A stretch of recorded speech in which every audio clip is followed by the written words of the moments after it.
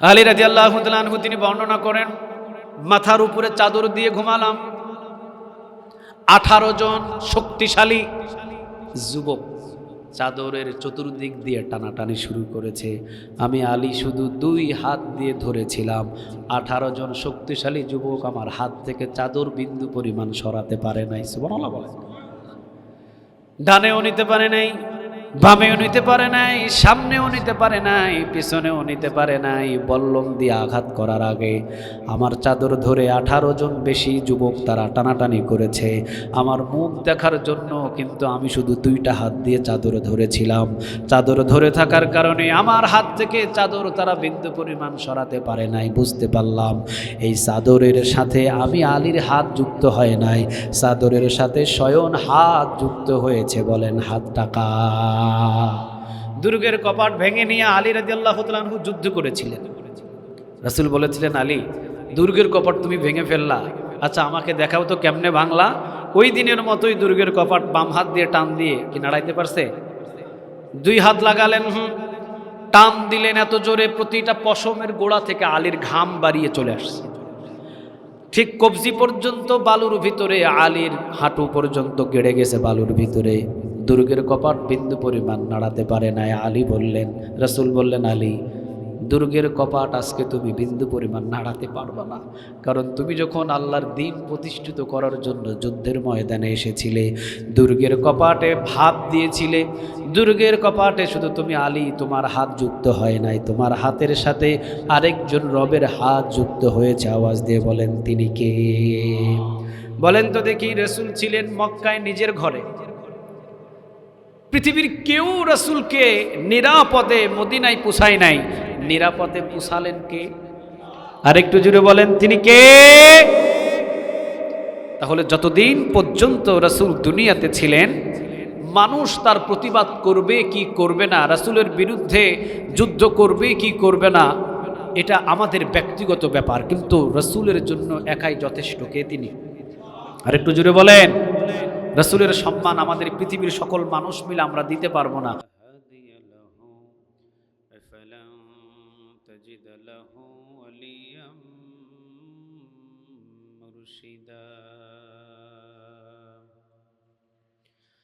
ونشهد أن لا إله إلا الله وحده لا شريك له والذي لا ضد له ولا ند له لا مثل له ولا مثيل له لا وزير له ولا كفيل له لا شبه له ولا شبيه له لا ولد له ولا والد له وهو الواحد الفرد الصمد لم يلد ولم يولد ولم يكن له كفوا أحد ونشهد أن سيدنا ونبينا وحبيبنا وبشيرنا ونذيرنا وطبيبنا وطبيب أرواحنا وحبيبنا وحبيب ربنا محمدا عبد الله ورسوله أرسله بالحق بشيرا ونذيرا وداعيا إلى الله بإذنه وسراجا منيرا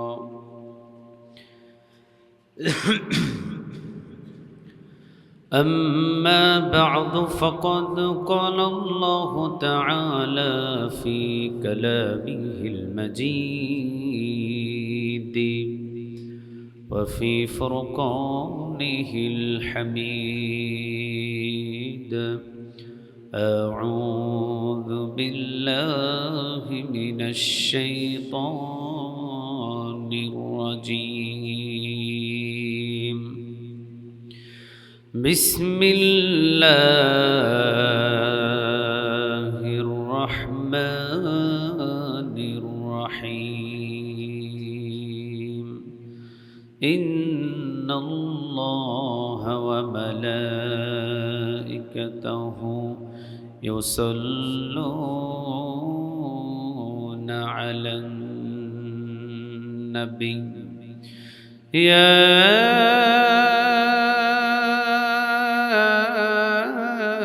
أيها الذين آمنوا صلوا عليه وسلموا تسليما.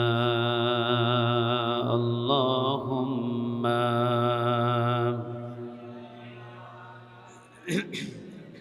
একটু রিভাব দিতে হবে, রিভাব আর একটু মিক্সার। وعلى آل سيدنا اللهم صل على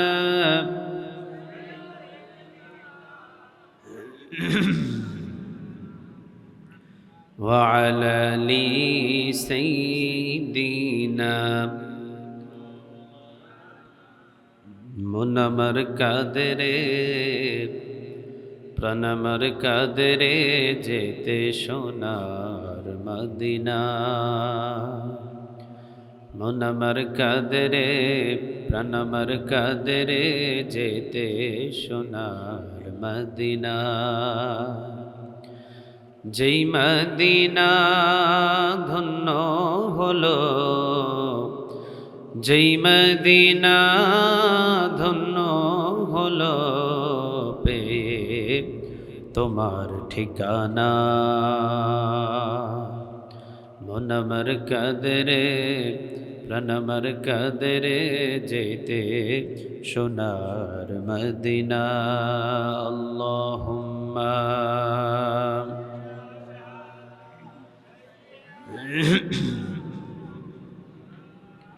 وعلى آل سيدنا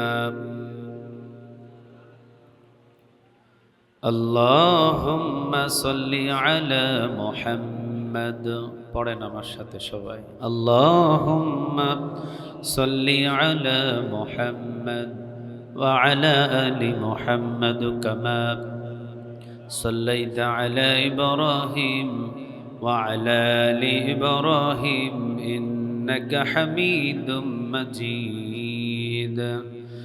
اللهم بارك على محمد وعلى آل محمد كما باركت على إبراهيم وعلى آل إبراهيم إنك حميد مجيد.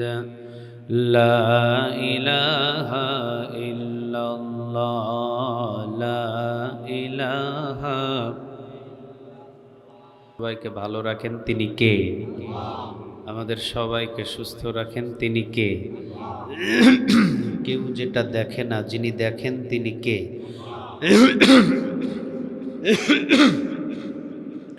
কেউ যেটা বুঝে না, যিনি বুঝেন তিনি কে? কেউ যেটা করতেও পারে না, যিনি করতে পারেন তিনি কে? সকল ক্ষমতার মালিক কে বলেন? সে আল্লাহর প্রতি আমরা শুকরিয়া আদায় করে পড়ছি আলহামদুলিল্লাহ। পড়ছি রব্বানা লাকাল হামদ হামদান কাসীরান তাইয়িবান মুবারাকান ফি। সবাই পড়েন আল্লাহু আকবার কবীরা আলহামদুলিল্লাহি কাসীরা সুবহানাল্লাহি বুকরাতাও ওয়া আসীলা সুবহানাল্লাহি ওয়া বিহামদিহি আদাদা খালকিহি ওয়া রিদা নাফসিহি وزنة عرشه ومداد كلماته সবাই বলেন লাকাল হামদ বিল কোরআন লাকাল হামদ বিল কোরআন লাকাল হামদ বিল ইসলাম লাকাল হামদ বিআসমাইক হুয়া লাকা বিহি সাম্মাইতুহু লাকাল হামদ ইয়া রব কামা ইয়ানবাগি লিজালালি ওয়াজহিক ওয়া আযীমি সুলতানিক। প্রশংসাগুলো করলাম কার? আমরা সব জায়গায় প্রশংসাগুলো করব কার? খাওয়ার শুরুতে কার? আমরা যখন খাবার শেষ করি তখন কার? রাস্তাঘাটে চলার সময় কার? আমরা গোলামি করব কার? রাজি আছেন তো সবাই? আমাদের গোলামি শুধুমাত্র একজন মালিকের জন্য হবে। আওয়াজ দিয়ে বলেন তো তিনি কে? আমাদের পরিচয় হলো আমরা গোলাম। আমাদের পরিচয় কি? আমাদের মালিক কয়জন? কোনো সন্দেহ নেই। আমাদের যিনি মালিক তিনি হলেন মালিক ইয়াউমিদ্দিন। সুবহানাল্লাহ বলবেন না? আর আমরা সে মালিকের পথেই চলি, এর ভিতরেও কোনো সন্দেহ নাই। আল্লাহ যেন আমাদের প্রত্যেককে গোলাম হিসাবে কবুল করে, বলেন আমিন। রাসূল নিজের পরিচয় দিতেন আব্দুল্লাহি ওয়া রাসূলু। মাঝে মাঝে বলতেন আল্লাহুম্মা ইন্নী আবদুক ওয়াবনু আবদিক ওয়াবনু আমাতিক নাসিয়াতি বিয়াদিক। চিৎকার দিয়ে বলেন আল্লাহু আকবার। রাসূল বলতেন আল্লাহুম্মা ইন্নী আবদুক, আল্লাহ আমি আপনার গোলাম, ওয়াবনু আবদিক বান্দার ঘরের গোলাম, ওয়াবনু আমাতিক বান্দির ঘরের গোলাম, নাসিয়াতি বিয়াদিক আল্লাহ আমার চুলের মুঠি আপনার হাতের মুঠোয়। আপনি যেভাবে টানবেন এই মোহাম্মদ ঠিক ওইভাবে চলবে, ওইভাবে পথে যাবে। যেখানে টানবেন সেখানে সেই অবস্থানে অবস্থান করবে। আমি গোলাম আর আপনি আমার মালিক। চিৎকার দিয়ে বলেন আল্লাহু আকবার। রাসূল যদি নিজের পরিচয় গোলাম বলে দেয় তো আমাদের গোলাম বলে পরিচয় দিতে কোনো অসুবিধা আছে? কথা বলে না, কোনো অসুবিধা আছে? নাই। তো আমরা গোলাম জাত। গোলামের কাজ হলো এক মালিকের হুকুম মানা। কয়জন মালিকের হুকুম মানা বলেন তো দেখি? একজন মালিকের হুকুম মানা। আল্লাহ যেন আমাদের প্রত্যেককে তার গোলাম হিসাবে কবুল করে, বলেন আমিন। মাহফিলে মানুষের সংখ্যা খুব কম। এলাকাতে কি শুধু এতটুকু মানুষ না আরও মানুষ আছে? কথা বলেন, আছে? ওরা কয়টার সময় আসবে? লাস্টে না শেষে? একদম। আরেকটা কথা হলো যে ঈদের একদম দ্বিতীয় দিন মানে ঈদের পরের দিন সবারই তো আত্মীয় স্বজন নিয়ে একটু ব্যস্ততা আছে, ঠিক না ভাই? ঠিক। যতটুকু আমরা উপস্থিত হতে পেরেছি এতটুকুর ভিতরে আল্লাহ যেন আমাদের উপরে খুশি হয়ে যায়, বলেন আমিন। যুবকরা অনেক চেষ্টা করেছে। গ্রিন সোসাইটি যুব একতা সংঘ ও এলাকাবাসী অনেক চেষ্টা করেছে আপনাদের কাছে কোরআনের বাণী উপহার দেওয়ার জন্য। আল্লাহ যুবকদের চেষ্টাকে কবুল আর মঞ্জুর করুক। তারা আপনাদের জন্য তাবারকেরও ব্যবস্থা করেছে। অনেক চেষ্টার পর আজকের এত সুন্দর একটা জান্নাতের বাগান এখানে উপস্থিত আমরা সবাই বসেছি। আল্লাহ এর ওসিলা এলাকার সবল কবরগুলো জান্নাতের বাগান বানিয়ে দিক। আমরা যারা আসছি এই মাহফিলটা আমাদের জীবনের শেষ মাহফিল হয়ে যেতে পারে, এতটুকু বিশ্বাস আমাদের কি আছে? কথা বলেন, আছে? মাহফিল থেকে বাড়ি পর্যন্ত যেতে পারবে কার কার গ্যারান্টি আছে? হাত তুলেন দেখি। আছে? আছে? নাই। কুল্লু নাফসিন যায়িকাতুল মাউত, সবাইকে মরতে হবে। কে কোথায় মারা যাবে এটা পৃথিবীর কেউ জানে না, জানে একজন, তিনি কে? ইযা জাআ আজালুহুম লা ইস্তাখিরুনা সাআতান ওয়া লা ইস্তাকদিমুন।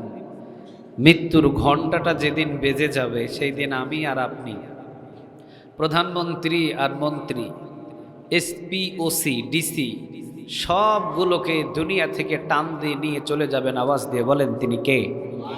এই ক্ষমতাটা কি আল্লাহর আছে? আর একটু জোরে বলেন, আছে? আছে?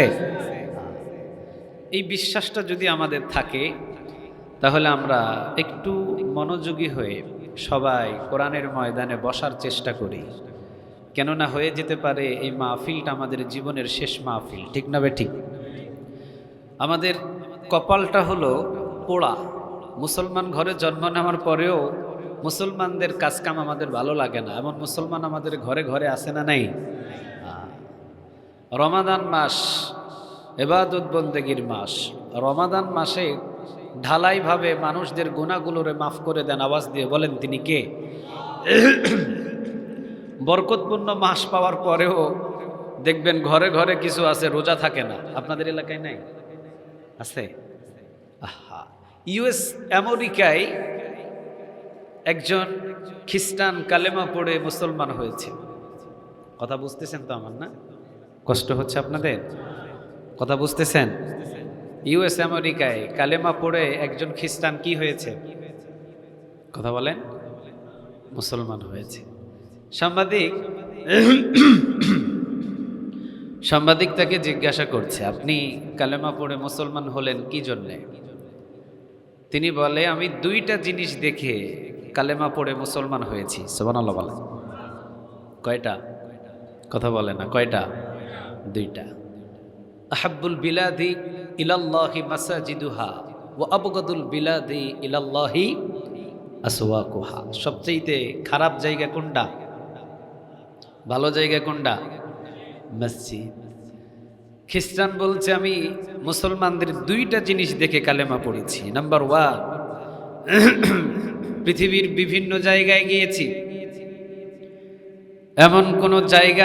এমন কোনো ভালো স্থান নাই যে কোনো জায়গাতে আমি যাই নাই। অনেক ভালো ভালো জায়গায় গিয়েছি, কোনো জায়গায় শান্তি পাই নাই। কিন্তু মুসলমানদের ইবাদত যেই ঘরের ভিতরে করে, ঘরটার নাম হলো মসজিদ। মসজিদে গিয়েছি আর আমি জীবনের সকল সুখ শান্তি সেখানে বুঝতে পেরেছি। সুবহানাল্লাহ বলেন। অনেক জায়গায় গিয়েছি আমি, এমন ভালো ভালো জায়গায় গিয়েছি, অনেক দামি দামি রেস্টুরেন্টে গিয়েছি, অনেক দামি দামি দেশে গিয়েছি, অনেক ভালো ভালো জায়গায় গিয়েছি। অশান্তি ছাড়া আমি শান্তি পাই নাই। মুসলমানদের একটা ঘর আছে, যেগুলো ঘরে তারা সেজদা দেয়, তারা রুকু করে, তারা একজন মালিকের ইবাদত করে। বলেন ইবাদত কার? মসজিদে আমরা কার ইবাদত করি? কথা বলেন, কার? কাউকে দেখানোর জন্য কি আমরা মসজিদে যাই? কথা বলেন, যাই। সে বলছে, দুইটা জিনিস দেখে আমি কালেমা পড়েছি। নাম্বার 1, পৃথিবীতে অনেক বড় বড় রেস্টুরেন্টে গিয়েছি, অনেক দামি দামি জায়গায় গিয়েছি, অনেক ভালো ভালো স্থানে গিয়েছি, কোনো জায়গায় আমি শান্তি পাই নাই। মুসলমানদের একটা ঘর আছে, ইবাদত করে, ঘরটার নাম হলো মসজিদ। মসজিদে ঘরের ভিতরে গিয়েছি, অটোমেটিক আমার শরীরটা শীতল হয়ে গেছে। সুবহানাল্লাহ। মসজিদে ঘুমাই নাই এমন কোনো ব্যক্তি পৃথিবীতে একটাও নাই, ঠিক না বেঠিক? যেখানে শান্তি সেখানে ঘুম ধান করেন, আওয়াজ দিয়ে বলেন তিনি কে? মসজিদে গেলেই আমাদের ঝিমঝিমানি ঘুম আসে। কথা বলেন, আসে? শান্তির জায়গায় ঘুম আসে, অশান্তির জায়গায় কি ঘুম আসে না। যেখানে শান্তি সেখানে ঘুম। এই খ্রিস্টান বলছে, মসজিদে গিয়েছি, আমার শরীরটা শীতল হয়ে গিয়েছে। ডানে এবং বামে তাকিয়ে দেখি চাকরও কাতারে দাঁড়ানো, মালিকও কাতারে দাঁড়ানো, বাদশাও কাতারে দাঁড়ানো, আবার বাদশার দারোয়ানও কাতারে দাঁড়ানো। চিৎকার দিয়ে বলেন আল্লাহু আকবার। আলাদা কোনো জায়গা নাই, আলাদা কোনো সিস্টেম নাই। সবাই একসাথে রুকু করে, একসাথে সিজদা করে, একসাথে উঠে দাঁড়ায়, একসাথে হাত তুলে একজন মালিকের কাছে চায়। আওয়াজ দিয়ে বলেন তিনি কে? আমি দেখে অবাক হয়েছি। বাদশা বলেন, চাকর বলেন, যে কেউ বলেন, একসাথে রুকু করে, একসাথে সেজদা করে, একসাথে বসে, একসাথে মালিকের কাছে চায়, একই সাথে তারা একই কাতারবদ্ধ হয়ে দাঁড়ায়। আমি যখন মসজিদে গিয়েছি, অনেক শান্তির জায়গা আমি মসজিদ খুঁজে পেয়েছি। পৃথিবীতে নোট করে গবেষণা করে বাহির করে দেখলাম, অনেক দামি দামি রেস্টুরেন্টে গিয়েছি, দামি দামি ঝাড়বাতি রেস্টুরেন্টে লাগানো আছে, দামি দামি টাইলস লাগানো আছে, অনেক দামি এসি লাগানো আছে, অনেক দামি দামি কারুকাজ করা আছে, কিন্তু রেস্টুরেন্টে শান্তি নাই। মসজিদের ভিতরে যদিও কোনো কার্পেট নাই, দামি কোনো টাইলস নাই, শুধু মুসলমান ইবাদত করে বিধায় মসজিদের ভিতরে পরিপূর্ণ শান্তি দান করে দিয়েছেন। আওয়াজ দিয়ে বলেন তিনি কে? শান্তির জায়গা যখন আমি মসজিদ পেলাম, তখন আমি বুঝতে পারলাম মুসলমান ধর্মের ভিতরে শ্রেষ্ঠ জায়গা হলো মসজিদ। বুঝতে পারলাম মুসলমান ধর্মের ভিতরে শ্রেষ্ঠ যেহেতু শান্তির জায়গা মসজিদ, তাহলে মুসলমান ধর্মটাও শ্রেষ্ঠ। সুবহানাল্লাহ বলেন। সাংবাদিক জিজ্ঞাসা করলেন, দ্বিতীয়টা কোনটা? খ্রিস্টান বলে, দ্বিতীয় যেই জিনিস সেটা হলো পৃথিবীতে অনেক খাবার আমি খেয়েছি, অনেক রকমের মদ পান করেছি, অনেক রকমের খাবার আমি খেয়েছি, অনেক জায়গায় দেশে এবং বিদেশে অনেক জায়গায় ঘোরাঘুরি করে বিভিন্ন রকমের খাবার পেয়েছি, কিন্তু মুসলমানদের একটা মাস আছে, নাম হলো রমাদান। সুবহানাল্লাহ বলেন। মুসলমানদের একটি মাস আছে, ওই মাসের নাম হলো রমাদান। ওই রমাদান মাসে সারাদিন না খেয়ে থেকে মুসলমানেরা পানি নিয়ে পানির ভিতরে ট্যাং বলেন অথবা আখ বলেন অথবা চিনি বলেন, সুন্দর করে শরবতের সুন্দর করে ব্যবস্থা করে সামনে কিছু ইফতার নামক কিছু আয়োজন নিয়ে তারা বসে যায়। একজন মালিকের নামে আল্লাহু আকবার বলে যখন আজান দেয়, আজানের পরে যখন তারা ইফতারিটা আল্লাহর নাম নিয়ে মুখের ভিতরে দেয়, ওই খাবারের ভিতরে এমন স্বাদ পেয়েছি পৃথিবীতে আর এমন স্বাদ কোনো খাবারে পাই না। সুবহানাল্লাহ বলবেন না? সারাদিন রোজা থাকার পরে মুসলমানদের ইফতারের ভিতরে ওই খাবারের ভিতরে স্বাদ দান করেন। আওয়াজ দিয়ে বলেন তিনি কে? আরো জোরে বলেন তিনি কে? এই খ্রিস্টান বলতেছে আমি এই দুইটা জিনিস, নাম্বার 1 আমি মসজিদ মুসলমানদের, দ্বিতীয় নাম্বার আমি মুসলমানদের রমাদান মাসে রোজা থাকার পরে যেই সাধারণ ইফতারি খাই, ইফতারের ভিতরে যে স্বাদ পেয়েছি, দুইটা জিনিস দেখার পরে আমি বুঝে নিয়েছি মুসলমান ধর্মটাই হলো সত্য ধর্ম। কালেমা পড়েছিলাম ইলাহা মুহাম্মাদুর রাসূলুল্লাহ সাল্লাল্লাহু। আমাদের ধর্ম দেখে অন্য ধর্মীয় মানুষ কালেমা পড়ে মুসলমান হয়ে যায়, আর বাংলাদেশের আমাদের মুসলমান মুসলিম ধর্মে জন্মগ্রহণ করার পরেও মুসলমানদের আদর্শ ভালো লাগে না। চিৎকারে দিয়ে বলেন ঠিক না ঠিক? কপাল পোড়া। আল্লাহ যেন আমাদের সবাইকে সেই বুঝ দান করে। আওয়াজ দিয়ে বলেন আমি। এখন আমরা যেখানেই বসে আছি, যেখানেই জায়গায় দাঁড়িয়ে আছি, সবগুলো জায়গা থেকে আমাদের কাছে দামি জায়গাটা এই কোরআনের ময়দান দান করেছেন। আওয়াজ দিয়ে বলেন তিনি কে? এই জায়গায় যারাই বসবে, তিরমিজির বর্ণনা 500 রাকাত কবুল হওয়া নফল নামাজের নেক আল্লাহ তার আমল নামায় জমা করে দেবেন। বাইহাকিতে একটা হাদিস এসেছে, রাসূল বলছেন 60 বৎসর নফল ইবাদতের নেক আল্লাহ তার আমল নামায় জমা করে দেবে। যে বান্দাগুলো রাতের বেলা কোরআনের একটা আয়াত থেকে আলোচনা শুনবে, আলোচনা বুঝবে, 60 বছর নফল ইবাদতের নেক তার আমল নামায় জমা করে দিবেন তিনি কে?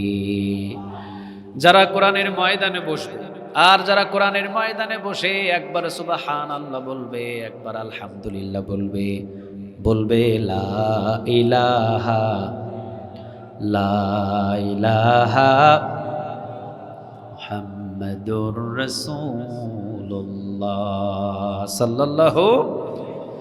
যারা কোরআনের ময়দানে বসেছেন আপনারা যদি একবার পড়েন সুবহানাল্লাহ বলেন দেখি, আরেকটু আওয়াজ দিয়ে বলেন, আরেকটু আওয়াজ দিয়ে বলেন সুবহানাল্লাহ। যে ব্যক্তি একবার বলবে, আসমান এবং জমিনের যতটুকু খালি জায়গা আছে, খালি জায়গাটা নেক দিয়ে পূরণ করে আমলনামায় জমা করে দিবেন তিনি কে? কোরআনের ময়দানে যদি একবার সুবহানাল্লাহ বলে আসমান এবং জমিনের খালি জায়গাটা নেক দিয়ে পূরণ করে দেয়, 1 ঘন্টা যদি আমরা এখানে সময় ব্যয় করি, তো আমাদের আমলনামাটা নেক দিয়ে ভরপুর করে দিবেন তিনি কে? কোরআন হলো এমন একটা কোরআন, এমন একটা গ্রন্থ, ইন্নাহু লাকুরআনুন কারীম ফি কিতাবিম মাকনুন লা ইয়ামাসসুহু ইল্লাল মুতাহহারুন। চিৎকার দিয়ে বলেন আল্লাহু আকবার।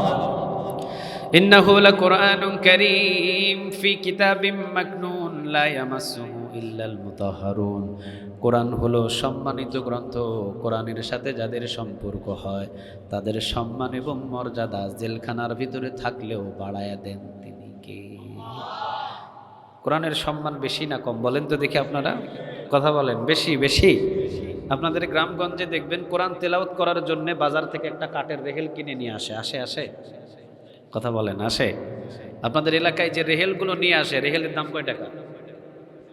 50 টাকা, 100 টাকা। হ্যাঁ, 50 টাকা দিয়ে একটা রেহেল কিনে নিয়ে আসার পরে প্রতিদিন দেখবেন রেহেলের উপরে কোরআনটা রেখে দিয়ে তেলাওয়াত করে। ভুল করে যদি কোনো দিন একটু পা লেগে যায়, কি করে? রেহেলে কি করে?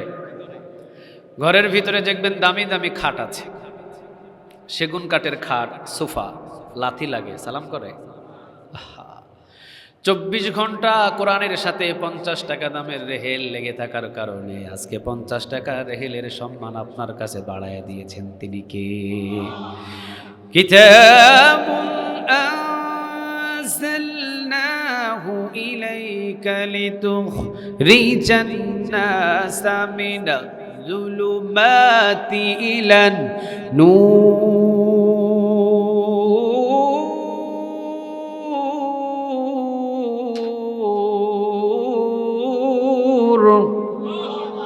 আরেকটু জুড়ে বলেন তো দেখি, আল্লাহু আকবার। আল্লাহ রাব্বুল আলামিন বলছেন, কিতাবুন আনজালনাহু ইলাইকা লিতুখরিজান নাসা মিনাজ যুলুমাতি ইলান নূর। নবী হে, কোরআনটাকে আমি এমনি এমনি নাজিল করি নাই, অন্ধকার থেকে পৃথিবীর মানুষদেরকে জান্নাতের পথ দেখানোর জন্য কোরআনটারে নাজিল করে দিয়েছেন তিনি কে? চট্টগ্রাম লোহাগাড়া মানুষ, আমরা সবাই জান্নাতে যেতে চাই কি চাই না বলেন? কথা বলে না। সবাই কি জান্নাতে যেতে চায়? তো জান্নাতে যাওয়ার রাস্তার নাম কি? আর একটু জুড়ে বলেন। এই কোরআনটা আমরা মানবো 12 আনা না 16 আনা? আর একটু জুড়ে বলেন, 12 আনা না 16 আনা? অর্ধেক মানবো, অর্ধেক মানবো না। মুমিন না মুনাফিক? আর মুনাফিকদের স্থান জাহান্নামের তলদেশে দান করবেন কে বলেন তো দেখি? ইন্নাল মুনাফিকিনা ফিদ দারকিল আসফালি মিনান নার। মুনাফিকদের স্থান হবে জাহান্নামের তলদেশে। মুনাফিকি থেকে আল্লাহ আমাদের সবাইরে হেফাজত করুক, বলেন আমিন। আল্লাহ রাব্বুল আলামিন বললেন, কিতাবুন আনজালনাহু ইলাইকা লিতুখরিজান নাসা মিনাজ যুলুমাতি ইলান নূর। নবী হে, অন্ধকার থেকে মানুষদেরকে জান্নাতের পথ দেখানোর জন্য কোরআনটাকে নাজিল করে দিয়েছেন তিনি কে? মা জাআলাল কুরআন আমামাহু কাদাহু ইলাল জান্নাহ। মা জাআলাল কুরআন আমামাহু কাদাহু ইলাল জান্নাহ। নবী বলেন, কোরআনটাকে যে নেতা হিসাবে মেনে নেবে, কোরআনটাকে যে অভিভাবক হিসাবে মেনে নেবে, কোরআনটাকে যে অভিভাবক এবং নেতা হিসাবে মেনে নেবে, কোরআন তাকে ডানেও নেবে না, কোরআন তাকে বামেও নেবে না, কোরআন তাকে সোজা আল্লাহর জান্নাতে নিয়ে যাবেন। বলেছেন একজনের নবী, তিনি হলেন কে? আল্লাহর নবী বলেছেন মুহাম্মদ সাল্লাল্লাহু মান জাআলাল কুরআনা আমামাহু কাদাহু ইলাল জান্নাহ। যে ব্যক্তি কোরআনটাকে নেতা হিসাবে মেনে নেবে, যে ব্যক্তি কোরআনটাকে অভিভাবক হিসাবে মেনে নেবে, কোরআন তাকে ডানেও নেবে না, কোরআন তাকে বামেও নেবে না, কোরআন তাকে সোজা জান্নাতে নিয়ে যাবে। কথা ডাকা আল্লাহর কথাই বলেছেন মুহাম্মদ সাল্লাল্লাহু। তাহলে কোরআন হলো আমাদের নেতা, কোরআনটা হলো আমাদের অভিভাবক। কোরআনের সাথে যদি আমাদের সম্পর্ক হয়, নিশ্চিত কোরআন আমাদেরকে জান্নাতে নিয়ে চলে যাবে, এটার ভিতরে কোনো সন্দেহ। কথা বলেন, কথা বলেন। এবং কোরআন এমন একটা গ্রন্থ নাজিল করেছেন যিনি, তিনি নিজেই বলে দিয়েছেন, যালিকাল কিতাবু লা রাইবা ফীহি হুদাল লিল মুত্তাকিন। I have sent down the Quran and I will take care of it. কোরআন এমন একটা গ্রন্থ যার ভিতরে কোনো সন্দেহ নাই। চোখ বন্ধ করে তুমি মানবা, আর চোখ বন্ধ করে তোমাকে জান্নাতে টেনে নিয়ে যাবে। 30 পারা কোরআন চিৎকারে দিয়ে বলেন আল্লাহু আকবার। তাহলে কিতাবুন আনজালনাহু ইলাইকা লিতুখরিজান নাসা মিনাজ যুলুমাতি ইলান নূর। অন্ধকার থেকে মানুষদেরকে জান্নাতের পথ দেখানোর জন্য কোরআনটাকে নাজিল করেছেন তিনি কে? কোরআন নাজিল হয়েছে শুধুমাত্র মৃত মানুষের পাশে তেলাওয়াতের জন্য নয়, নাকি মৃত মানুষের পাশে খতম পড়ার জন্য? কথা বলেন না কেন? কোরআন নাজিল হয়েছে শুধু মসজিদে মসজিদ তেলাওয়াত করার জন্য? কোরআন নাজিল হয়েছে শুধু রমজান মাসে খতম পড়ানোর জন্য?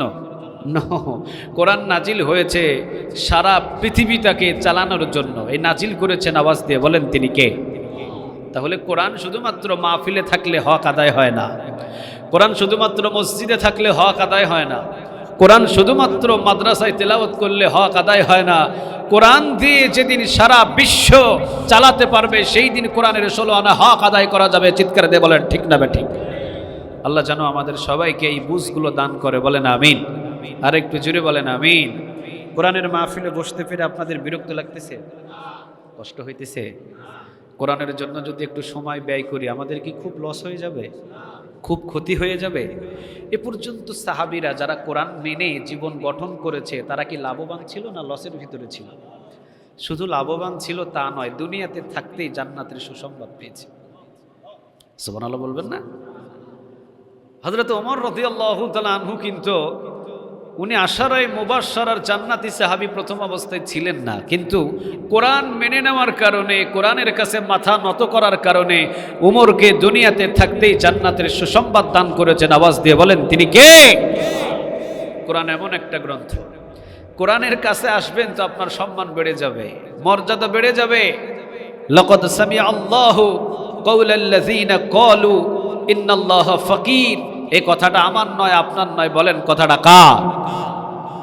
আবু বকর সিদ্দিক রাদিয়াল্লাহু তাআলা আনহুর জন্য আল্লাহ সুবহানাহু ওয়া তাআলা আয়াতটা নাজিল করে দিয়েছেন। সুবহানাল্লাহ বলবেন না? আবু বকর সিদ্দিক রাদিয়াল্লাহু তাআলা আনহু সর্বপ্রথম পুরুষদের ভিতরে কালেমা পড়েছেন। সুবহানাল্লাহ বলেন।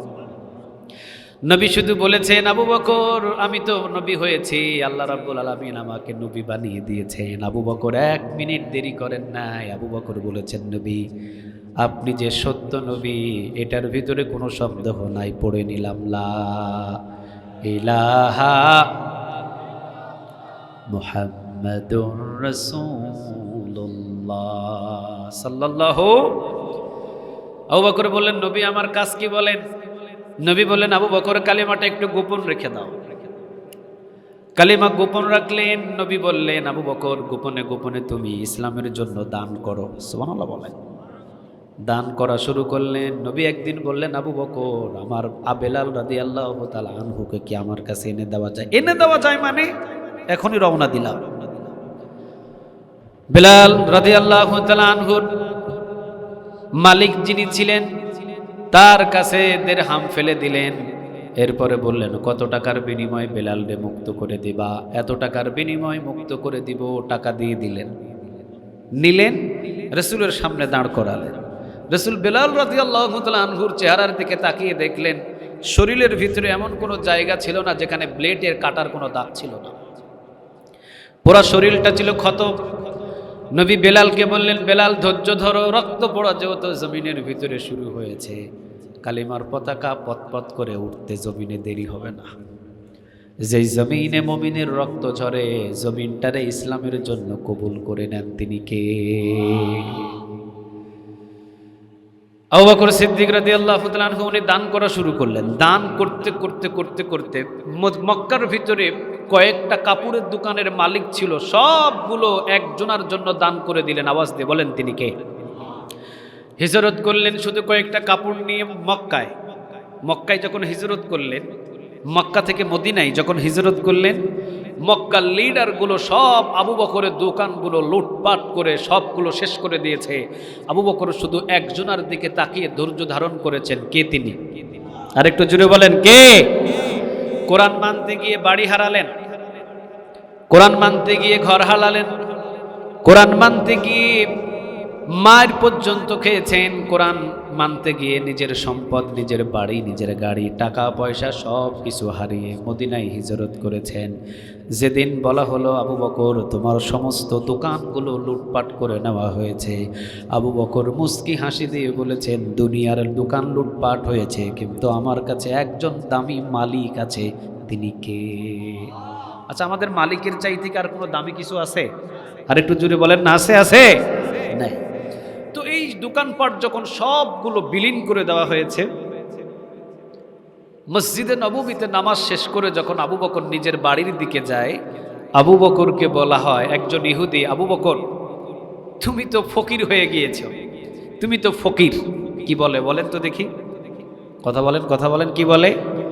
ও আবু বকর, তুমি তো ফকির, ইসলাম গ্রহণ করে সম্পদশালী হতে পারো নাই, বাড়ির মালিক হতে পারো নাই, গাড়ির মালিক হতে পারো নাই, সম্পদের মালিক হতে পারো নাই। আবু বকর, তুমি সম্পদ হারিয়েছো, দোকান হারিয়েছো, সবগুলো নিঃস্ব হয়ে আবু বকর তোমারে ফকির বানানো হয়েছে, তোমারে ফকির।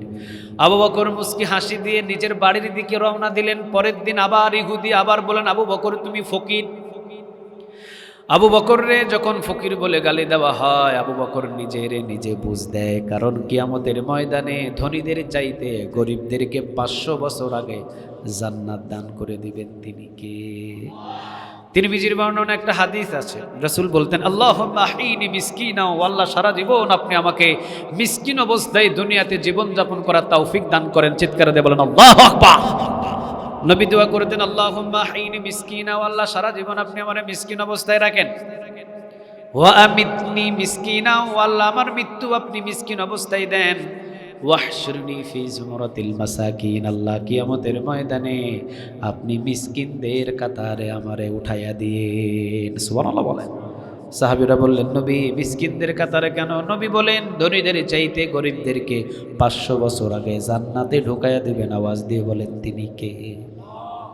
মুসলিম শরীফের হাদিস, কিছু গরিব মানুষদের কাছ থেকে আল্লাহ হিসাব নেবে না, বিনা হিসাবে তাদেরকে মাফ করে দিবে। সুবহানাল্লাহ বলবেন না? কিয়ামতের ময়দানে এলাকার চেয়ারম্যান, মেম্বার, বনফুলের কোম্পানির মালিক, এরপরে ফুলকলির কোম্পানির মালিক, অমুক কোম্পানির মালিক, তমুক কোম্পানির মালিক, হাজার হাজার কোটি টাকার হিসাব নিয়ে কিয়ামতের ময়দানে দাঁড়িয়ে দাঁড়িয়ে আল্লাহর দরবারে হিসাব দিবে। ওরই বাড়ির পাশে একজন রিক্সা চালক, ও বলবে, ফুলকলি কোম্পানির মালিক যে ব্যাংকের হিসাব দেয়, ব্যাংকের নামই তো আমি জীবনে শুনি নাই। তাহলে আমি আজকে হাসরের ময়দানে দাঁড়িয়ে থাকবো কেন? জান্নাতের দিকে রওনা দেবে। ফেরেশতারা দাঁড়িয়ে তাকে বলবে, হিসাব দিয়েছো? সে বলবে, কিসের হিসাব রে বেটা, মালই তো পাই নাই। কিসের হিসাব দেব আমি তো মাল পাই নাই। আল্লাহর কাছে বলবেন, রব্বে কারীম আপনার এই গোলাম তো বলে সে নাকি মাল পাই নাই। আল্লাহ বলবেন, নামাজ ছিল ঠিক, রোজা ছিল ঠিক, একামতে দিনের উপরে অটল ছিল, তাকে দুনিয়াতে মাল দেই নাই, বিগাইরি হিসাব, বিনা হিসাবে তাকে মাফ করে দিলাম। সুবহানাল্লাহ বলতে পারলেন না? তাহলে দুনিয়াতে যারা গরিব হালতে থাকেন, ফকির হালতে থাকেন, মিসকিন হালতে থাকেন, নামাজ আর রোজা যদি আর একামতের দিনের উপরে যদি অটল থাকেন, বিনা হিসাবেও মাফ পেতে পারেন। কথা ডাকা।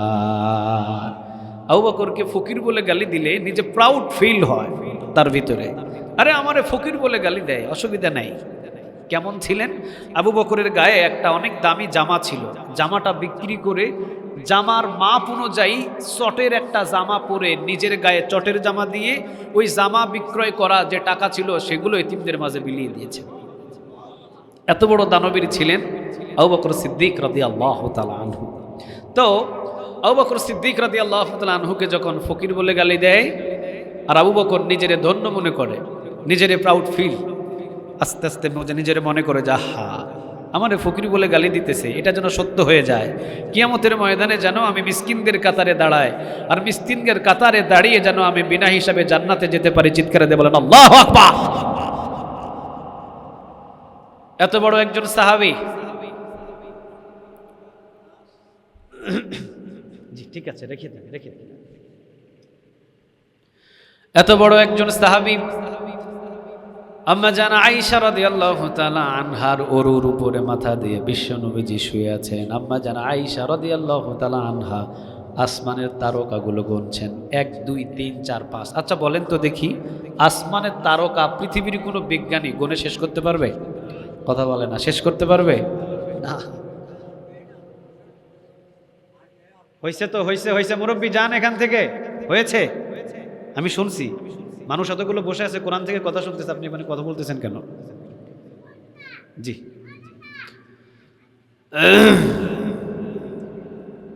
আম্মা জান আয়েশা রাদিয়াল্লাহু তাআলা আনহা, উনি আকাশের তারকা গুনছেন। রাসূল বলছেন, আয়েশা তুমি যে আকাশের তারকাগুলো গুনছো, তুমি তো আকাশের তারকা গুনে শেষ করতে পারবে না, তবে আকাশের তারকা থেকে আমার উমরের আমল আরো বেশি। কোথায় আকাশের তারকা আর কোথায় উমরের আমল? সুবহানাল্লাহ বলবেন না? আমার সাহাবী ওমর, খাত্তাবের ছেলে ওমর, উমরের আমল আরো বেশি। আম্মা জান আয়েশা রাদিয়াল্লাহু তাআলা আনহা একটু মনটা বেজার করলেন, কারণ আম্মা জান আয়েশা রাদিয়াল্লাহু তাআলা আনহার বাবার নাম কি? বাবার নাম আসে নাই, বাবার নাম বলেন নাই, মনটা একটু বেজার করলেন। রাসূল এবার ঘুরে বসে বললেন, আয়েশা তুমি কি মন বেজার করছো, মানে তোমার বাবার নাম বলি নেই?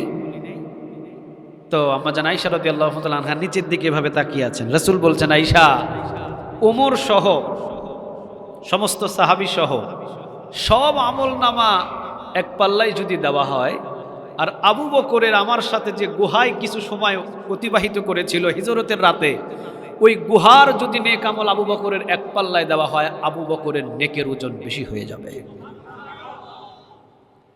কোন আবু বকর? অথচ তিনি বলছেন আমাকে ফকির বলার কারণে কিয়ামতের ময়দানে যেন এর ওসিলায় আল্লাহ আমাকে মাফ করে দেয়। চিৎকার দিয়ে বলেন আল্লাহু আকবার।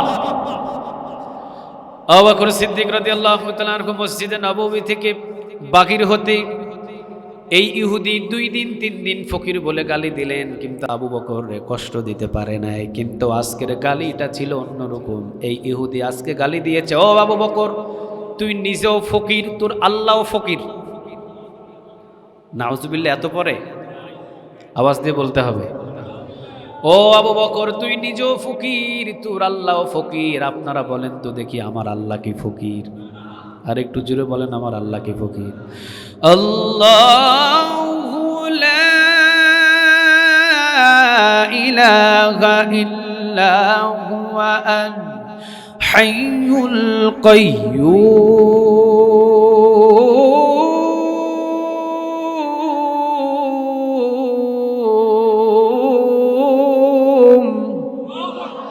আল্লাহু লা ইলাহা ইল্লা হুয়া আল হাইয়ুল কাইয়্যুম লা তাখুযুহু সিনাতুন ওয়ালা নাওম লাহু মা ফিস সামাওয়াতি ওয়া মা ফিল আরদ। বলেন কথাটা কার? লাহু মা ফিস সামাওয়াতি ওয়া মা ফিল আরদ। আল্লাহ বলছেন আসমান এবং জমিনের ভিতরে যা কিছু আছে সব কিছুর মালিক একজন, তিনি কে? সব কিছুর মালিক যিনি হয়, তিনি কি ফকির হতে পারে? কথা বলে না, তিনি কি ফকির হতে পারে? আবার আল্লাহ বলছেন, তাবারাকাল্লাযী বিয়াদিহিল মুলকু ওয়া হুয়া আলা কুল্লি শাইইন কাদির।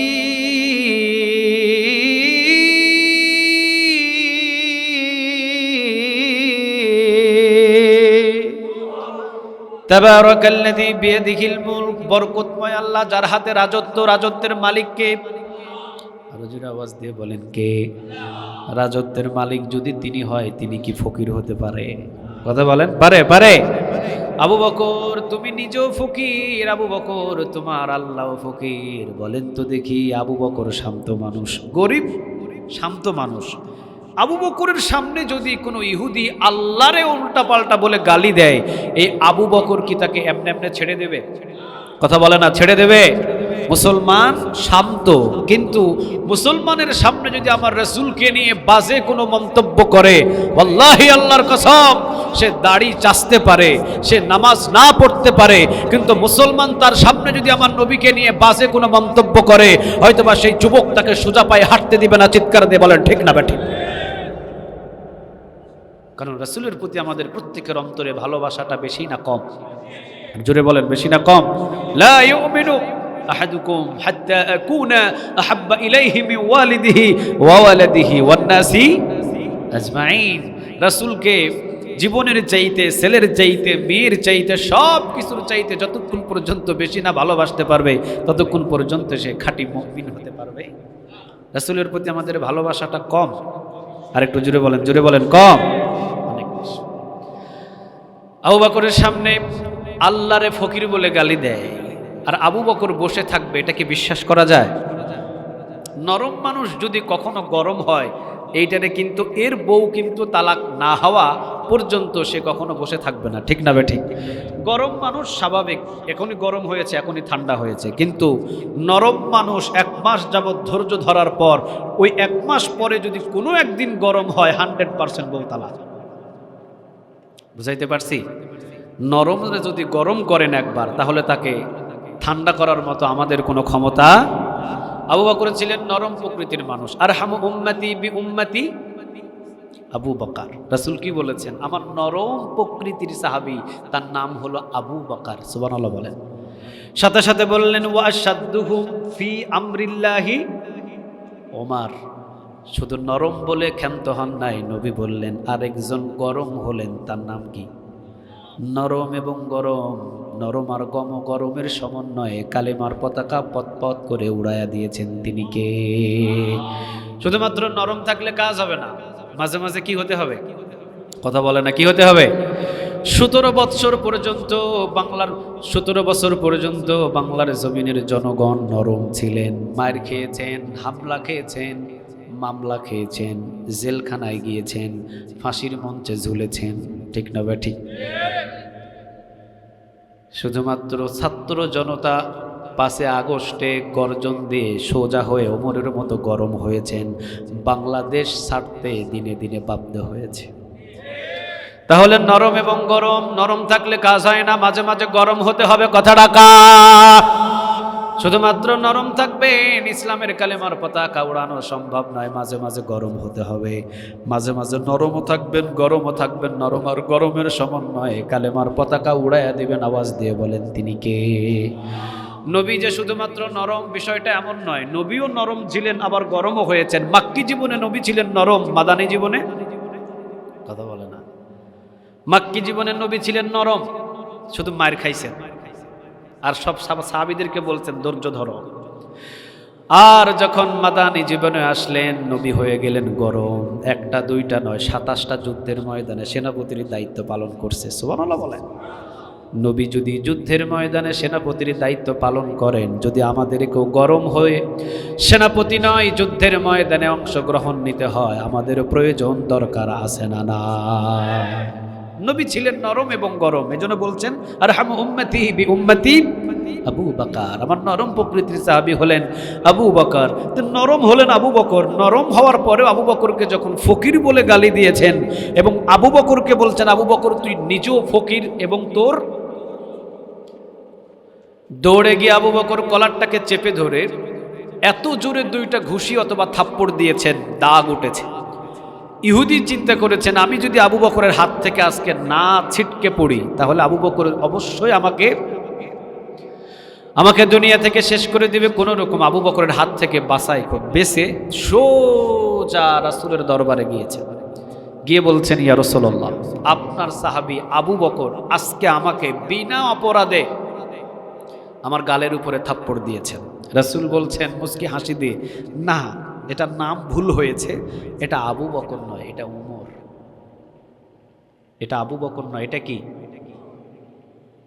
ইহুদি বলছেন না, এটা আবু বকর। রাসূল বলছেন আরে কি বলো, আবু বকর এটা নরম প্রকৃতির মানুষ, ও কেন তোমাকে মারতে যাবে? ও মার খাবে কিন্তু কখনো মার দিবে না, সে কখনো তোমাকে মারতে পারে না। তবে আমি বিশ্বাস করি তোমাকে যদি মেরেও থাকে সেটার নাম হবে কি? ওমর। ইহুদি বলছেন না নবী, এটা আবু বকর। রাসূল বলছেন না, তোমার চিন্তা ভুল হচ্ছে, ওটা ওমর। তো in the meantime Omar আসছেন রাসূলের কাছে। রাসূল বলছেন দেখো, ওমর চিনতে না পেরে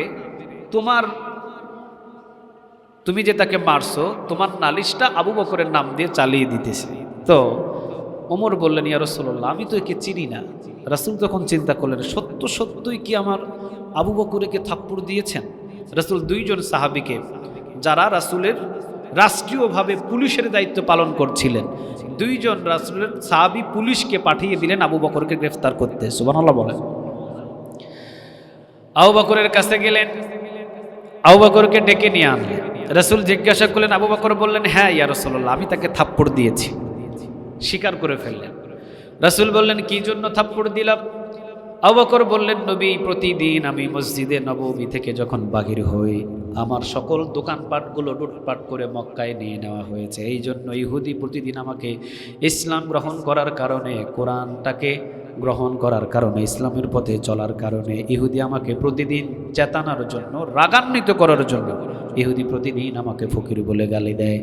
নবী প্রতিদিন ফকির বলে গালি দেয়, কিন্তু আমি কোনোদিন তার সাথে কোনো কথার উত্তর দিই নাই, নিজের ধন্য মনে করতাম। কিন্তু আজকে নবী, আমি আবু বকরকে ফকির বলে ক্ষান্ত হয় নাই, সে বলেছে আবু বকর তুই নিজেও ফকির, তোর আল্লাহ ফকির। নাউজুবিল্লাহ বলেন। রাসূল তো রাগে গড়গড় করছে, কি বলো আবু বকর?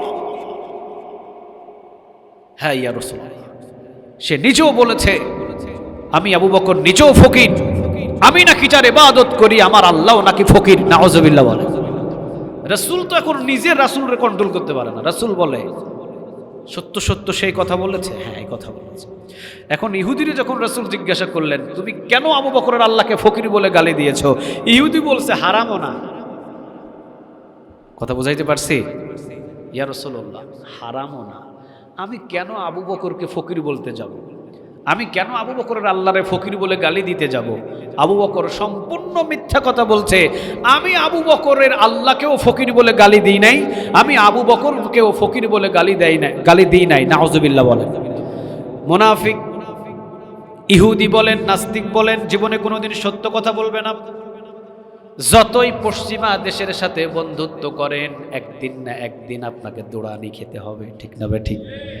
এই জন্য মুমিন মুত্তাকি কখনো বেঈমানি করে না। আর ইহুদি, নাসারা, বৌদ্ধ, খ্রিস্টান, হিন্দু কখনো কোনোদিন আপন মুসলমানদের হতে পারে না, ঠিক না ঠিক? আজও পর্যন্ত যারা ওই পশ্চিমা দেশকে বন্ধু মনে করেন, এমন একদিন পরিস্থিতি আসবে লুঙ্গি খুলে পালানোর সুযোগ পাবেন না। ইহুদি বলতেছে হারামও না, আবু বকর মিথ্যা বলছে ইয়া রাসূলুল্লাহ, আমি আবু বকরের আল্লাহকে ফকির বলে গালি দিই নাই এবং আমি আবু বকরকেও ফকির বলে গালি দিই নাই। নাউজুবিল্লাহ বলবেন না? রাসূল এখন আবু বকররে বলতেছেন আবু বকর তুমি তো বলেছো তাকে 2টা থাপ্পড় দিয়েছো, স্বীকার করেছো, কিন্তু ইহুদি তো স্বীকার করে না। এখন রাসূলের বিচার ছিল ইনসাফের বিচার। রাসূলের বিচারের ভিতরে কোনো 2 নাম্বারই আছে? সাহাবী বলে তাকে 7 খুন মাফ করে দিবে এমন কোনো নিয়ম আছে? আরেকটু জোরে বলেন না, আছে? কারণ রাসূল একজনের আইন অনুযায়ী বিচার করেন। বলেন আইনটা কা? ইন্নাল্লাহা ইয়া'মুরু বিল আদলি লাকুম, ইন্না মানে নিশ্চয় আল্লাহ মানে আল্লাহ, ইয়া'মুরু মানে আল্লাহ আদেশ দিচ্ছেন, বিল আদাল ইনসাফ বলা হয়ে যাও। রাসূল ছিলেন ইনসাফ বলার নেতা, ঠিক না ঠিক? রাসূল বলছেন আবু বকর তুমি তো স্বীকার করেছো ইহুদিকে তুমি 2টা থাপ্পড় দিয়েছো, কিন্তু ইহুদি তো স্বীকার করে নাই যে তোমার আল্লাহকে ফকির বলে গালি দিয়েছে। আবু বকর বলছেন নবী আমি আবু বকর নিজেই সাক্ষী, সে আমার আল্লাহরে ফকির বলে গালি দিয়েছে। নবী বলছেন না, এটা আমার বিচার নয়, তুমি নিজে বললেই হবে না, 2 জন সাক্ষী হাজির করতে হবে। জুড়ে বলেন কয়জন? 2 জন না হলেও কয়জন সাক্ষী হাজির করতে হবে? একজন সাক্ষী হাজির করো। যদি একজন সাক্ষী হাজির করে তুমি যদি বলতে পারো যে এই ইহুদি তোমার আল্লাহকে ফকির বলে গালি দিয়েছে, তোমাকেও ফকির বলে গালি দিয়েছে, তাহলে আমার বিচারের ফায়সালাটা একরকম হবে।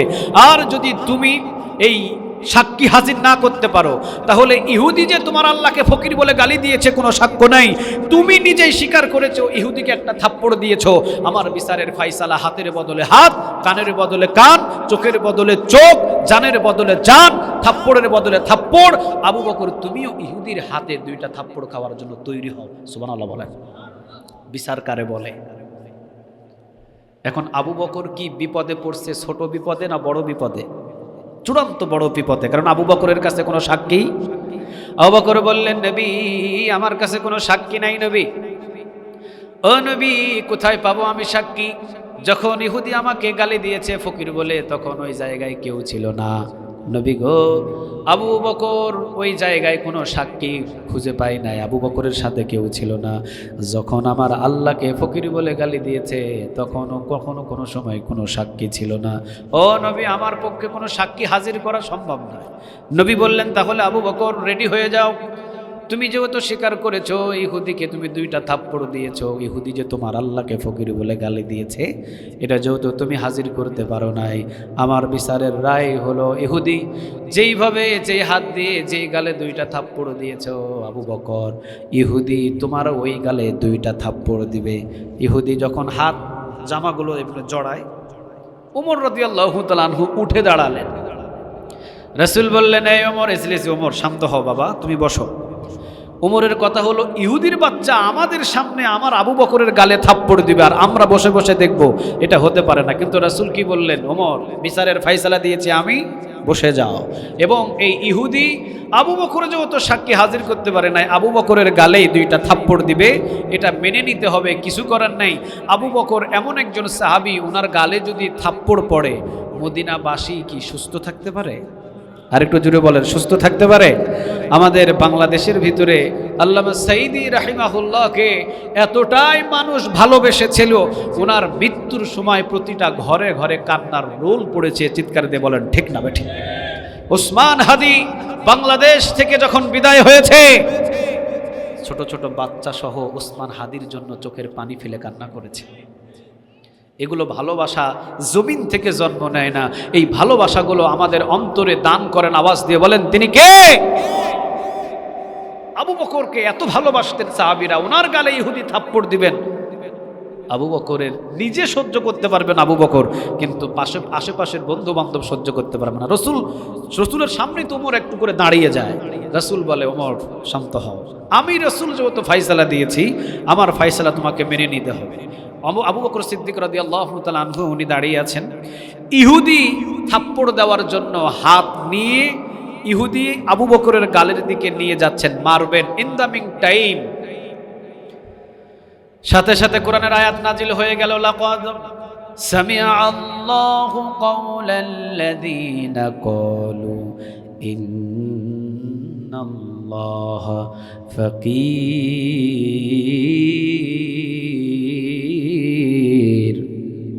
আল্লাহু আকবার বলতে পারলেন না?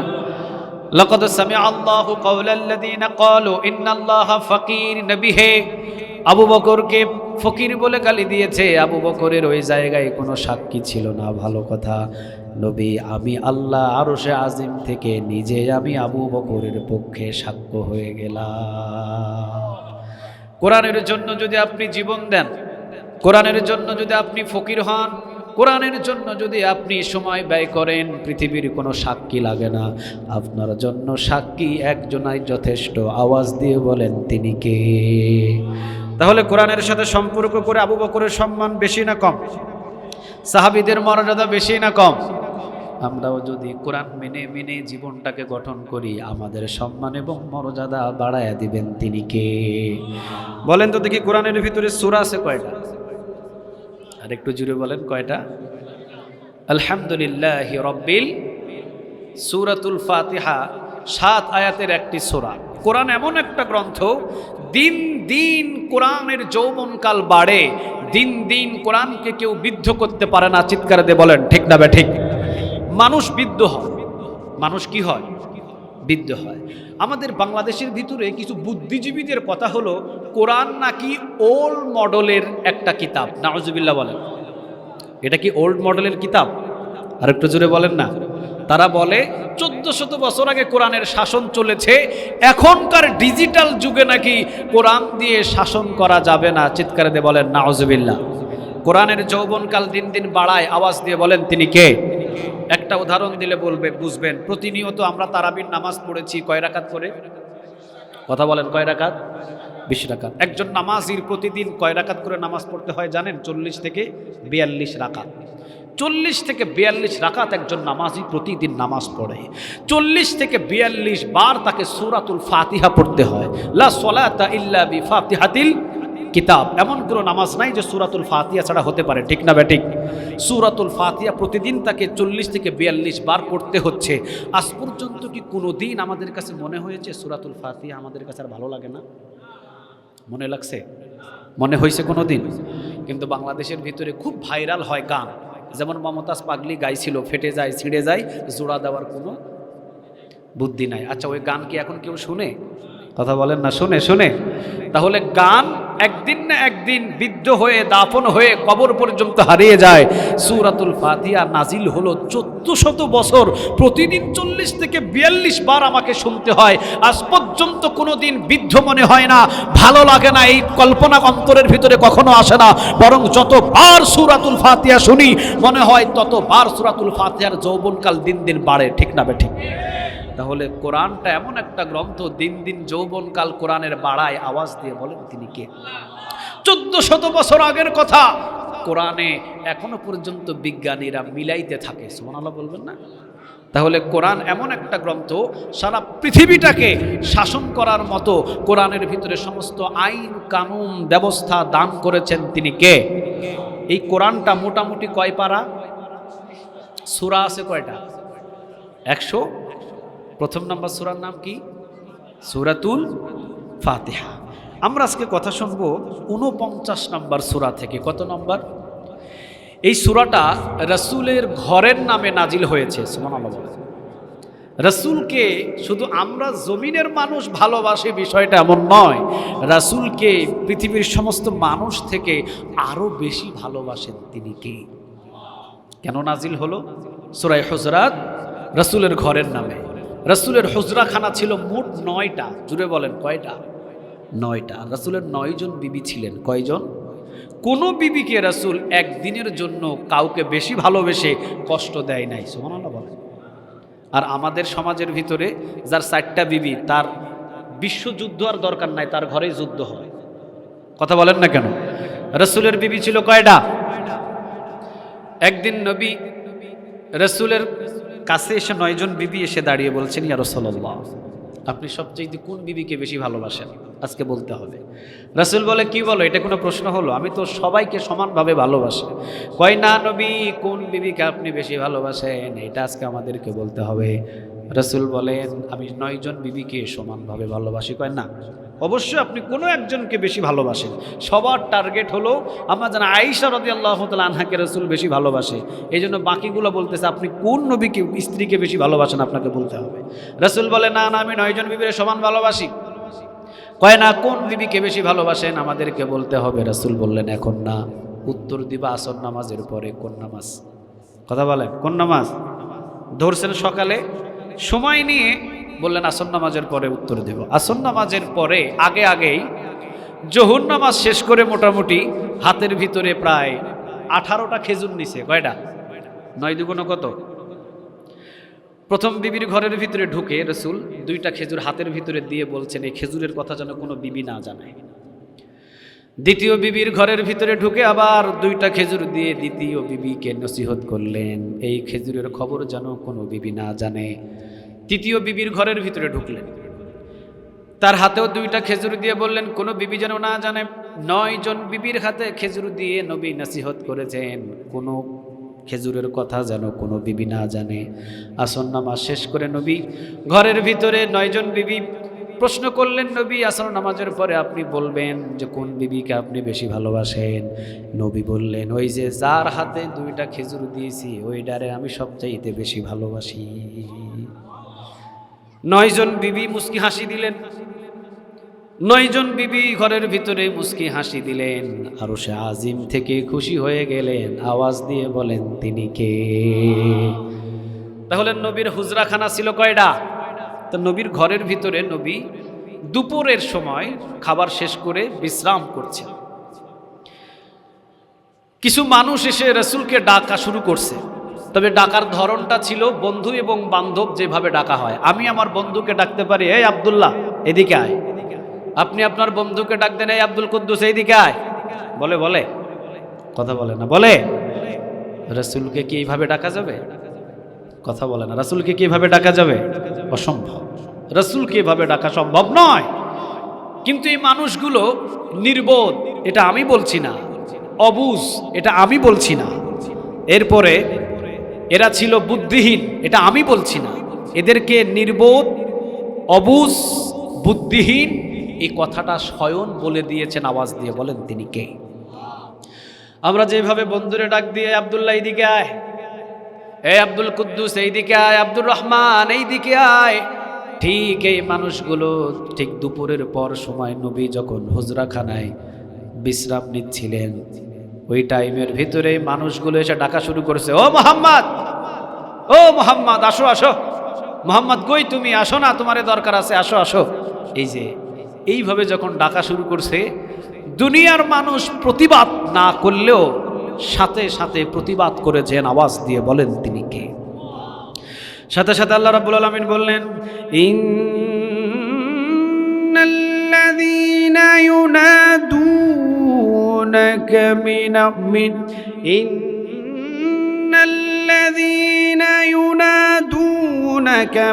ওয়ারাইল হুজুরাতি আকসারুহুম লা ইয়াকিলুন।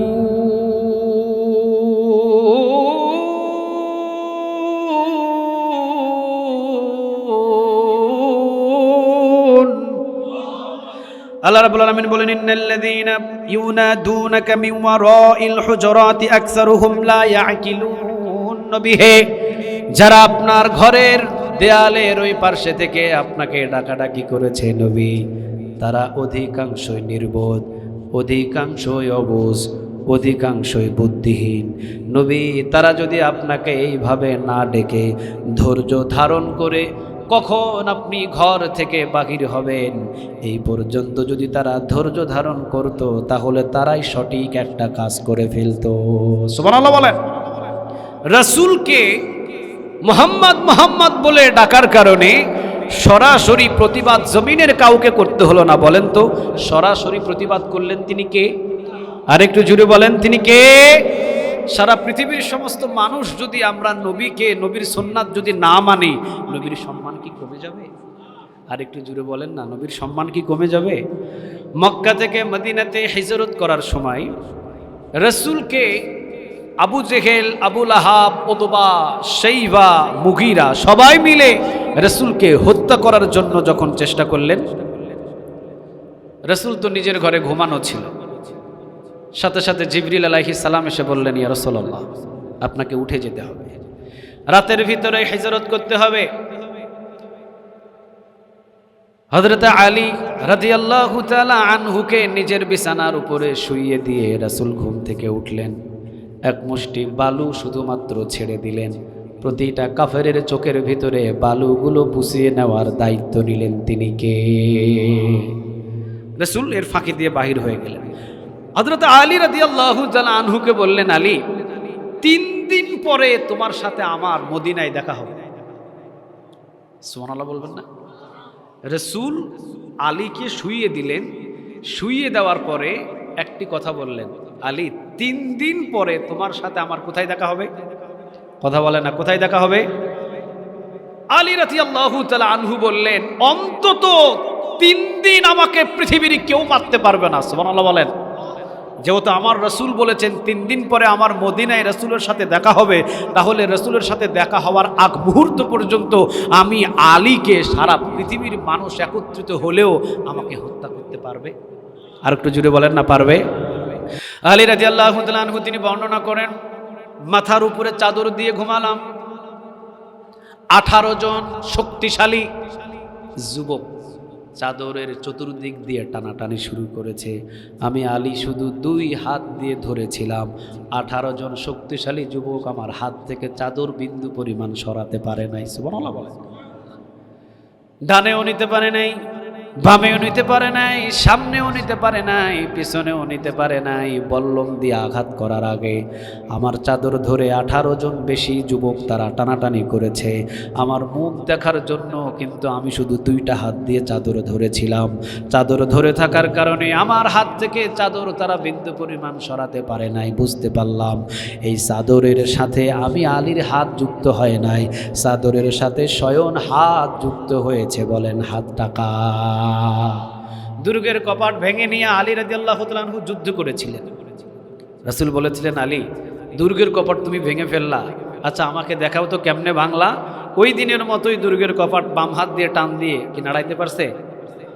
2 হাত লাগালেন, টান দিলেন এত জোরে প্রতিটা পশমের গোড়া থেকে আলীর ঘাম বাড়িয়ে চলে আসছে।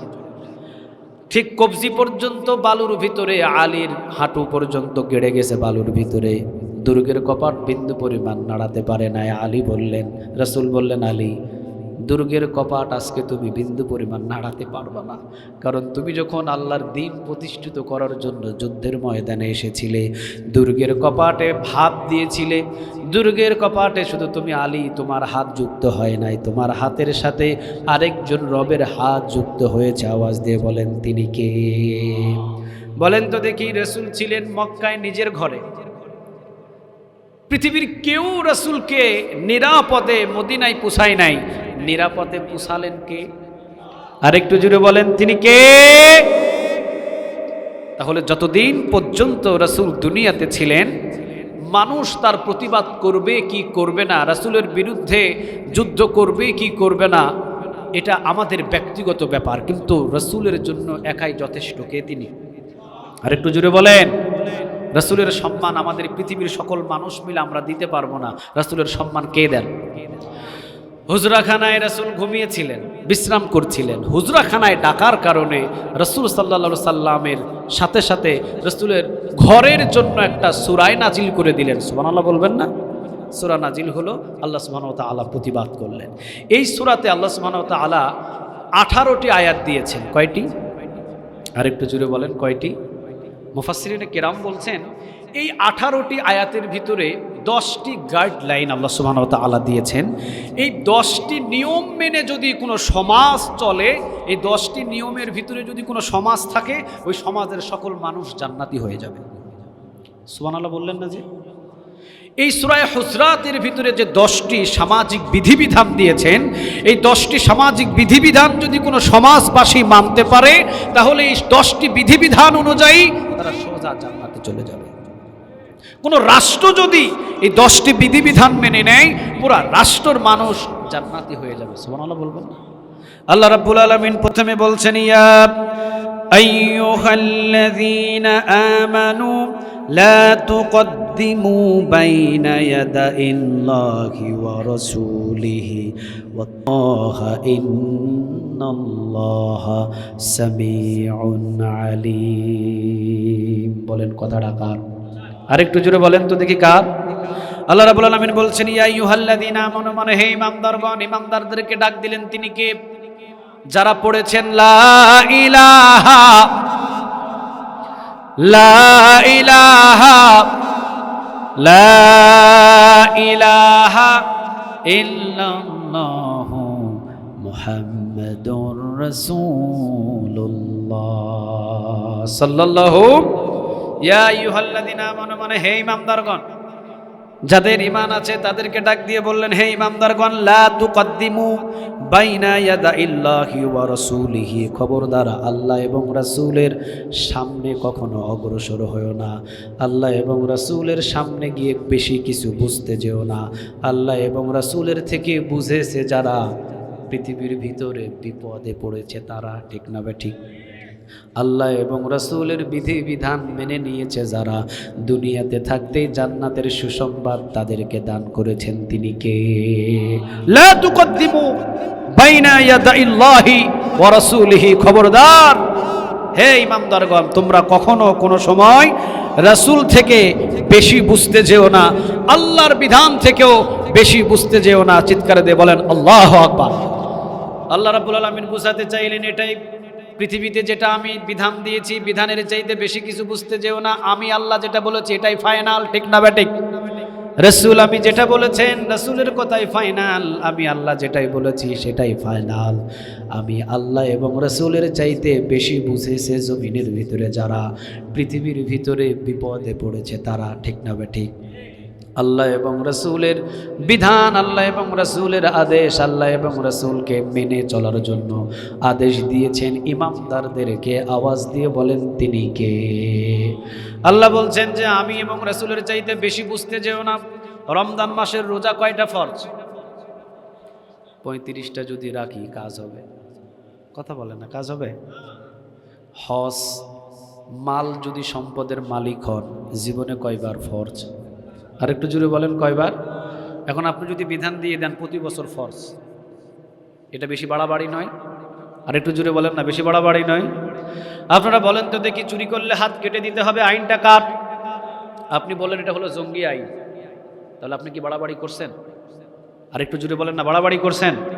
আল্লাহ বললেন আস-সারিকু ওয়াস-সারিকাতু ফাকতাউ আইদিয়াহুমা, চুরি করলে হোক নারী হোক পুরুষ হাত কেটে দাও। আইনটা কার? আরেকটু জোরে বলেন কার? আল্লাহ বললেন লা তুকদ্দিমু বাইনা ইয়াদাইল্লাহি ওয়া রাসূলিহি, আল্লাহ এবং রাসূলের যা আদেশ এর চাইতে বেশি কিছু তোমরা বুঝতে যেও না।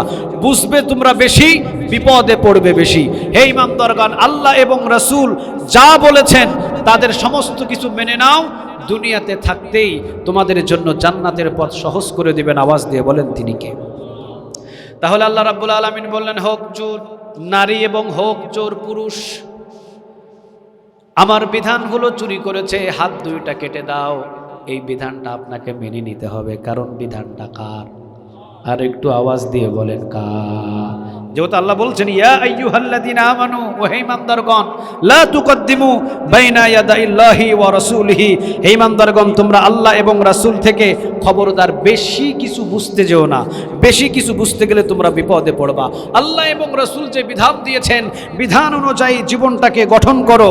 বিধান অনুযায়ী যদি তোমরা জীবনটাকে গঠন করো, জমিনের ভিতরে শান্তি দান করে দিবেন। আওয়াজ দিয়ে বলেন তিনি কে?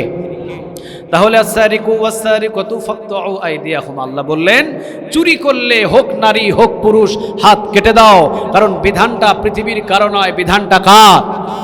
এখন আমরা যদি বেশি বুঝে আমরা যদি বলি না না হাত কাটা যাবে না, তাহলে কার থেকে বেশি বুঝলাম? আর একটু জোরে বলেন না কার? আল্লাহর থেকে যদি আমি এখন বেশি বুঝতে যাই, বিপদ কি কম হবে না বেশি হবে? আর একটু জোরে বলেন, কম হবে না বেশি হবে? ফজর নামাজ কয় রাকাত? সুন্নাত সহ কয় রাকাত? ফজর নামাজ সুন্নাত সহ 4 রাকাত, আমি পড়লাম 5 রাকাত। আমার ইচ্ছা আমি পড়বো 5 রাকাত, তাহলে বেশি বুঝলাম কার থেকে? আর একটু জোরে বলেন কার? আল্লাহ রাব্বুল আলামিন বললেন বেশি বুঝতে যেও না।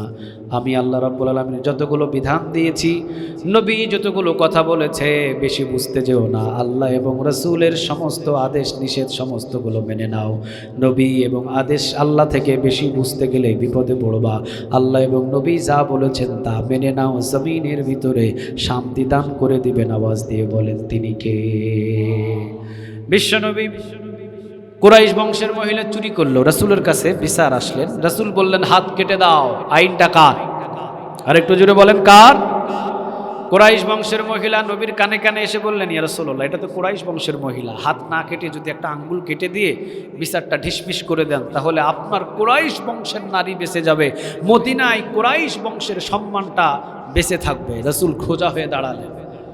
কার এত বড় বুকের পাটা যে হাত কাটতে হবে, আইনটাকে ঢিসমিস করে দিয়ে আঙ্গুল কেটে দিয়ে আমি কুরাইশ বংশের সম্মান বাঁচাতে চাই? শুনে রাখো সমস্ত মদিনার মানুষ, আজকে যদি কুরাইশ বংশের মহিলা চুরি না করেও আমার মেয়ে ফাতিমাও চুরি করত, আল্লাহর কসম আল্লাহর বিধানটাকে বাস্তবায়ন করার জন্য আমি আমার মেয়ের ফাতেমার হাতটুকুও কেটে দিতাম। চিৎকার দিয়ে বলেন আল্লাহু আকবার।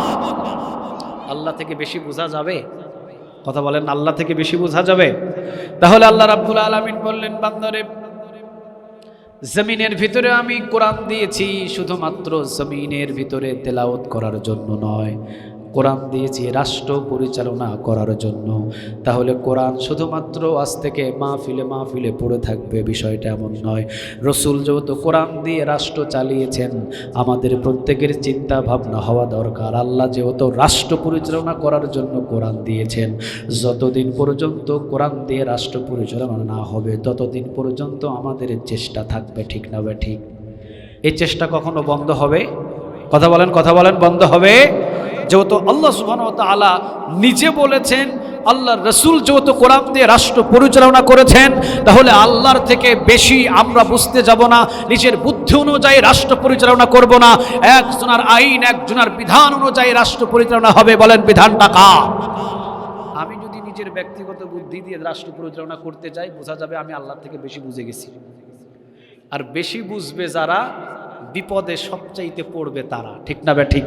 এই জন্য বেশি যাতে না বুঝে, আল্লাহ এবং আল্লাহ রাসূলের চাইতে আগে যেন কেউ বেড়ে না যায়, এই জন্য আল্লাহ বারবার নিষেধ করছেন, হে ইমানদার খবরদার, তোমরা আল্লাহ এবং রাসূলের থেকে বেড়ে যেও না। যা বলেছে সহজ সহজ মেনে নাও, দুনিয়ার জিন্দেগিতে শান্তিপূর্ণ জিন্দেগি তোমাদের দান করে দিবেন। আওয়াজ দিয়ে বলেন তিনি কে? ওমর রাদিয়াল্লাহু তাআলা আনহু কার বিধান মানতেন? আর একটু জোরে বলেন কার? বিন্দু পরিমাণ কি 19-20 করতেন? বেশি মানতেন? আল্লাহর চাইতে কি বেশি বুঝতেন? রাসূলের চাইতে কি বেশি বুঝতেন? নিজের ছেলে আবু শাহামা নাবিস খেয়েছিল। কি খাইছিল? নাবিস চিনেন? এই দুধের ভিতরে কয়েকটা খুরমা খেজুর যদি ছেড়ে দেন, সারা রাত রাখবেন, পরের দিন সকালবেলা ওইটাকে খাবেন, খুব সুন্দর সুস্বাদু খাবার। এটার নাম বলা হয় কি? নাবিস। উমরের ছেলে আবু শাহামা, কয়েকভাবে বর্ণনা আছে এটা, উমরের ছেলে আবু শাহামা নাবিস খেয়েছিল। তো নাবিসটা খাইতে হবে পরের দিন সকালে, কিন্তু আবু শাহামা 2-3 দিন পরে খাইছে। এটাতে অ্যালকোহল চলে আসছে, এটার ভিতরে একটা লাইক চলে আসছে। খাওয়ার পরে একটু মাথা চক্কর দেওয়া শুরু করছে, মাতলামি করা শুরু করছে। ওমর রাদিয়াল্লাহু তাআলা কলারটাকে ছপ করে ধরে আবু শাহামাকে জিজ্ঞাসা করছে, কি খাইছস বল? আবু সাহামা বলছে, বাবা নাবিস খাইছি, নাবিস। আচ্ছা নাবিস খাইলে মাতলামি করস কেন? আবু সাহামা উত্তর দিতে পারে নাই। ওমর বললেন, নাবিস খাইছোস কয়দিন পরে কথাটা বল। আবু সাহামা বললেন, বাবা 2 থেকে 3 দিন পরে। ওমর বললেন, এটাই অপরাধ, নাবিস খাইতে হবে পরের দিন সকালে, 2 থেকে 3 দিন পরে খাইলি কেন বল। আবু সাহামা বলছেন, বাবা একটু অ্যালকোহল মাতলামির স্বাদ নেওয়ার জন্য 2-3 দিন পরে খাইছি, এটাই অপরাধ। কলার চেপে ধরে মসজিদের পিলারের সাথে বেঁধে মসজিদে নববীতে নামাজ শেষ করে সকল মুসল্লিদেরকে বললেন, হাত আছে, হাত মানে বিচার আছে, সালিশ আছে, কেউ যায়ও না। সবাই তাকিয়ে দেখে উমরের ছেলে আবু সাহামা মসজিদের পিলারের সাথে বাঁধা। ওমর রাদিয়াল্লাহু তাআলা আনহু তিনি বললেন, আমার ছেলে অ্যালকোহল যুক্ত নাবিস খেয়েছে, মানে মদ পান করছে, মদের স্বাদ নেওয়ার জন্য নাবিস খেয়েছে। মদ পান করলে 80টা বেতের বাড়ি, বিধানটা কার? আর একটু জুড়ে বলেন, বিধানটা কার? একটু কমও করে নাই, বেশিও করে নাই, বেড়েও যায় নাই, নিজের মেধা অনুযায়ী বিচারটাকে কমাই নাই। ওমর রাদিয়াল্লাহু তাআলা আনহু তিনি বললেন, জল্লাদকে ডাক দিয়ে আঘাত করা শুরু করো। অসংখ্য সাহাবীদের ভিতরে চিন্তা শুরু হলো, মনে হয় 10টা মারার পরে দিয়ে ছেড়ে দেবে। কোন সাহাবী মনে করলেন মনে হয় 20টা মারার পরে ছেড়ে দেবে। কোন সাহাবী চিন্তা করলেন না 50টা মারবে। কোন সাহাবী মনে করলেন না, ওমর তো 80টাই মারবে, নিজের ছেলে বলে ছেড়ে দেবে না। এখন জল্লাদ এসে মার শুরু করলেন। 2-4টা মারতেই ওমর রাদিয়াল্লাহু তাআলা আনহু বললেন, আমি ওমরের ছেলে হিসাবে জল্লাদ নিশ্চিত তুমি আস্তে আস্তে আঘাত করতেছো, তোমাকে আঘাত করার জন্য সুযোগ দেওয়া হবে না, চাবুকটা আমার হাতে দাও। সুবহানাল্লাহ বলেন। নিজের হাতে চাবুক নিলেন, বর্ণনা এসেছে নিজের হাতে চাবুক নিলেন। আবু সাহামার গায়ের উপরে 80টা বেতের বাড়ি মদ পান করার জন্য, যদিও নাবিস খেয়েছিল, একটা করে আঘাত করা শুরু করলেন। বর্ণনা এসেছে ছুপ ছুপ করে আওয়াজ আসে, আর আওয়াজের সাথে সাথে চাবুকের বাড়ি যেখানে পড়ে চামড়াটা ফেটে রক্ত ফিঙ্কি দিয়ে মসজিদের পিলারের সাথে রক্তগুলো লেগে যায়। সাহাবীরা অবাক হয়ে তাকিয়ে থাকলেন।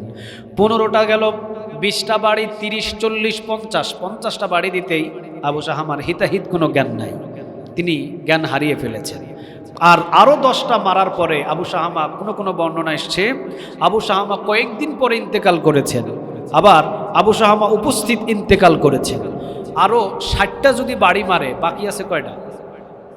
কথা বলে না, কয়টা? আবু সাহামা দুনিয়া থেকে বিদায়।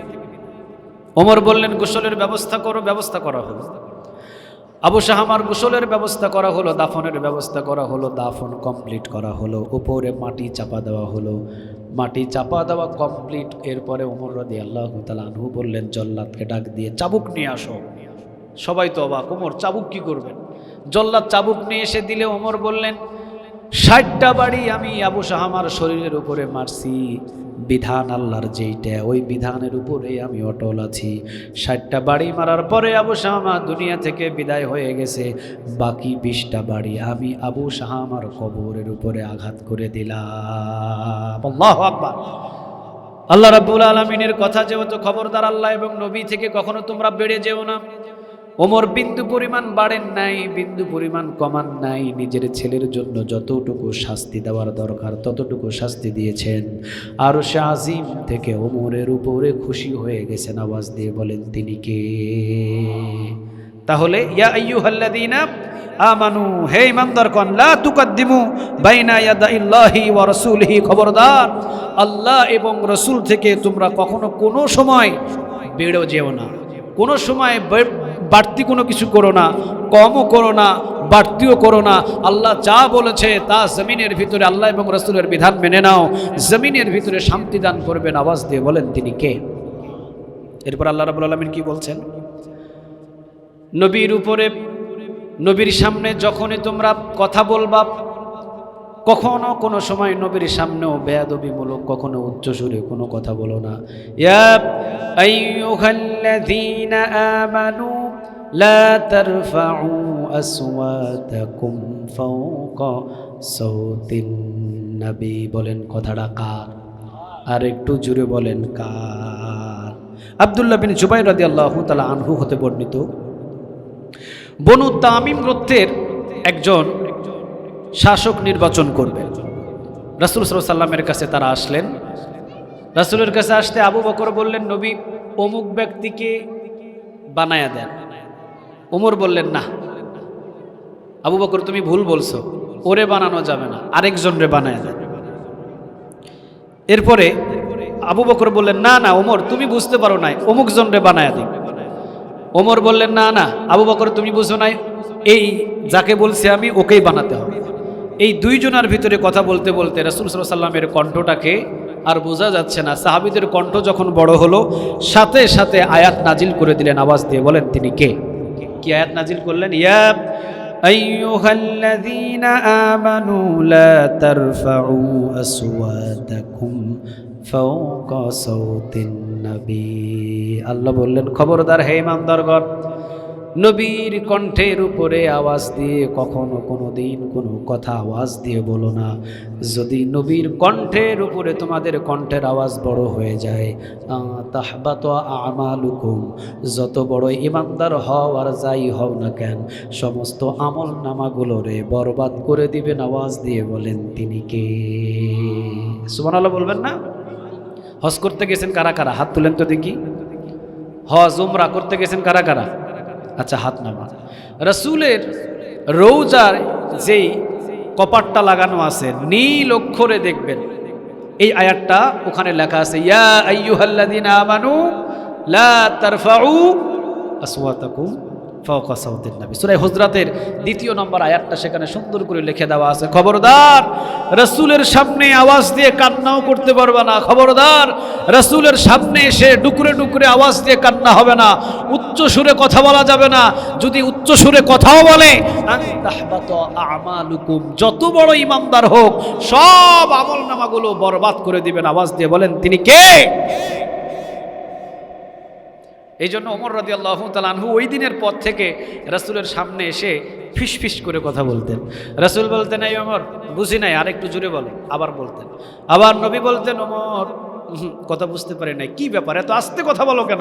আরো জোরে বলেন। বিন্দু পরিমাণ কোন আপোষ রাসূলের সামনে এসে উচ্চ সুরে কথা বলার কারণে যদি আল্লাহ সুবহানাহু ওয়া তাআলা আয়াত নাজিল করে দেয়, রাসূলকে নিয়ে যদি কোনো ব্যঙ্গ, রাসূলকে নিয়ে যদি কোনো বাজে কথা বলে, তাদের সাথে অন্তত আমাদের বিন্দু পরিমাণ কোনো আপোষ। আল্লাহ সুবহানাহু ওয়া তাআলা আমাদের প্রত্যেককে অন্তত এই 2টা আমল করার তৌফিক দান করুক। বলেন আমিন। আর একটু জুড়ে বলেন আমিন। তাহলে সূরা হুজরাতের 1 নম্বর আয়াত থেকে আমরা বুঝতে পারলাম, আল্লাহ এবং আল্লাহ রাসূল থেকে বিন্দু পরিমাণ বেড়ে যাওয়ার মতো আমাদের ক্ষমতা। আর একটু জুড়ে বলেন ক্ষমতা। আল্লাহ এবং আল্লাহ রাসূল থেকে বাড়ছে যারা, হয় নাস্তিক হয়েছে, না হলে ঈমান হারিয়েছে, না হলে যে কোনো অবস্থানে টয়লেটের ভিতরে মৃত্যুবরণ করতে হয়েছে। চিৎকার দিয়ে বলেন ঠিক না ঠিক? তাহলে আল্লাহ এবং আল্লাহ রাসূলের চাইতে বেশি বোঝার ক্ষমতা আমাদের। কথা বলেন আমাদের। বরং যা বিধান দিয়েছেন নাকে খত দিয়ে সমস্ত বিধানগুলো আমাদেরকে মানতে হবে। ঠিক না ঠিক? এবং 2 নম্বরে রাসূলের সাথে যেন কোনোদিন আমাদের কোনো বেয়াদবি, কথা বলেন, কোনো বেয়াদবি না হয়। আপনি মাথায় টুপি পরবেন না, ভালো কথা। আপনি টুপি না পরলে আপনার এটা ব্যক্তিগত ব্যাপার, কিন্তু টুপিটারে খুলে নিয়ে আপনি পায়ের নিচে ফেলে যদি মনে করেন রাসূলের সুন্নতকে আমি আমার পায়ের নিচে দাফন করলাম, কিয়ামতের ময়দানে আপনাকে ধরে সবার সামনে দাঁড় করাবেন। আওয়াজ দিয়ে বলেন তিনি কে? খবরদার, এগুলো বেয়াদবি থেকে যেন আমরা দূরে থাকতে পারি। এই রাসূলকে নিয়ে যারা ব্যঙ্গচিত্র করে তাদের সাথে যেন আমাদের কোনো সম্পর্ক না হয়, তাদের উচিত বিচার যেন আমরা বাংলার জমিনে করতে পারি। আল্লাহ সেই ইমাম তুমি আমাদের সবাইকে দান করে। বলেন আমিন। আরও একটু আওয়াজ দিয়ে বলেন আমিন। ওয়া আখিরু দাওয়ানা আনিল হামদুলিল্লাহি রাব্বিল আলামিন। আসসালামু আলাইকুম ওয়া রাহমাতুল্লাহি তাআলা ওয়া বারাকাতুহু। আমি আজকে এসেছি সেই রাজশাহী থেকে। আমাদের রাজশাহী থেকে ঢাকার ফ্লাইট বন্ধ, পড়ে গেছি বিপদে। ঢাকাতে আসছি বহু কষ্ট করে। আমার ড্রাইভার বলতেছে, হুজুর আমি চট্টগ্রামে যাইতে পারবো না, কেননা ঈদের পরের দিনে আমারও ফ্যামিলি আছে, আমারও আত্মীয় স্বজন আছে। আপনি যা বলেন বলেন, প্রয়োজনে চাকরি করব, না হলে চাকরি ছেড়ে দেব, কিন্তু আমার পক্ষে চট্টগ্রামে আপনাকে নিয়ে আজকে যাওয়া সম্ভব নয়। আমি ড্রাইভারের হাত চেপে ধরে বললাম, অন্তত ঢাকা শহরে এয়ারপোর্ট পর্যন্ত দিয়ে আসো। আমিও জানতাম না যে চট্টগ্রাম ঢাকা থেকে রাজশাহী ফ্লাইট বন্ধ হবে, আমার জানা ছিল না। যদি জানা থাকতো তাহলে আমি বহু আগেই এই প্রোগ্রামটা যেভাবে হোক একটা ব্যবস্থা করতাম, কিন্তু আমি ছিলাম রাজশাহীতে, রাজশাহী থেকে ঢাকার ফ্লাইট বন্ধ, আগামীকাল থেকে চালু হবে ফ্লাইট। এখন আমাকে আসতে হবে আজকে। আমি পড়ে গেলাম বিপদে, ড্রাইভারকে বহু রিকোয়েস্ট করে আসলাম ঢাকায়, ঢাকা এয়ারপোর্ট থেকে চিটাগাং, চিটাগাং থেকে আপনাদের এখানে, সকাল থেকে সেই জার্নিংয়ের উপরে আছি আমি। তারপরেও যে আপনাদের কাছে আসতে পেরেছি, যতটুকু কথা বলেছি এতটুকু কথার উপরে আমাদের সবাইকে সন্তুষ্ট এবং আমল করার তৌফিক দান করুক, বলেন আমিন। তাহলে আর কোনো কিছু কি আছে বা প্রশ্ন করতে হবে কিনা? আলোচনার ভিতর থেকে একটি প্রশ্ন করছি, সেটা হলো কোরআন নাজিল করেছেন এর উদ্দেশ্য আমাকে দুইটা বলতে হবে। কে বলতে পারবে? আমি প্রায় 4-5টা বলেছি আলোচনার ভিতরে, তার ভিতরে আপনারা শুধু দুইটা বলবেন যে কোরআনের শান মর্যাদা এই বিষয়ে দুইটা শুধুমাত্র আমাকে বলবেন। আরবি বলতে হবে না, আয়াত বলতে হবে না, শুধু অর্থ বললেই হবে। কেউ কি আছে এরকম? আচ্ছা যাক, প্রশ্নটা মনে হয় একটু কঠিন হয়ে গেছে।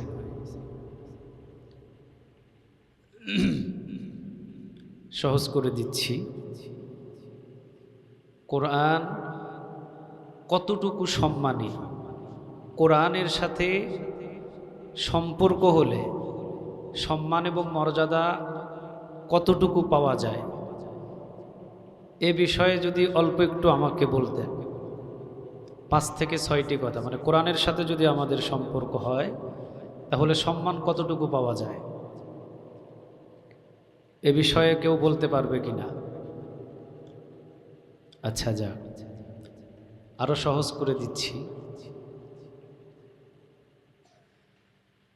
একজন সাহাবীর সম্মান এবং মর্যাদা সম্পর্কে কথা বলেছিলাম। সেই সাহাবীর আমল নামাটা কেমন ছিল এ বিষয়ে আমি যে একটা হাদিস বলেছিলাম, এটা কারো স্মরণে আছে কিনা? সেই সাহাবীটার সম্মান এবং মর্যাদা ছিল এমন যে সমস্ত সাহাবী থেকে তার অল্প কিছু সময়ের আমলনামাটা ছিল অনেক বেশি। যে আপনি কি বলতে পারবেন? দাঁড়ান দেখি, নাম কি ছিল তার?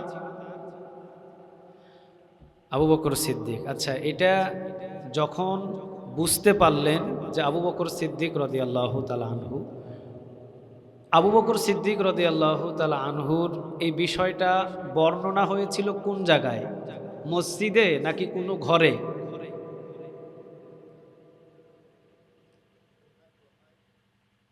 জি,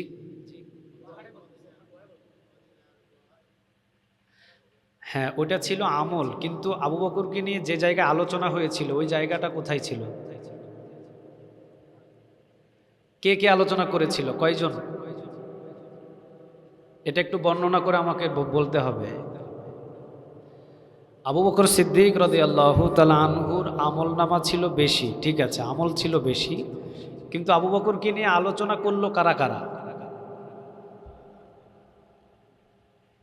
কে কে? আপনি মনে হয় আমার কথা বুঝতে পারছেন না। আপনি একটু বলেন তো দেখি। আপনি দাঁড়ান, ওটা বিস্তারিত বলেন, আলোচনা করেন, মানে আলোচনার প্রতি আপনার গুরুত্ব কেমন ছিল সেটা বোঝার জন্য বলেন।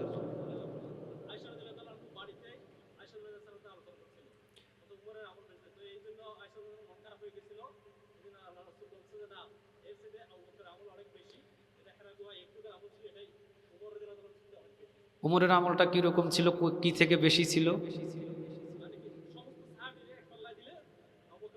এটা আবু বকরের, আর ওমরের?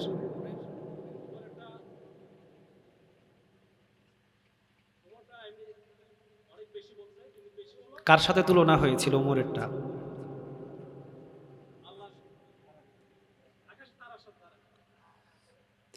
জি জি, ইনশাল্লাহ আপনার বর্ণনাটা ভালো হয়েছে, আপনি আসতে পারেন।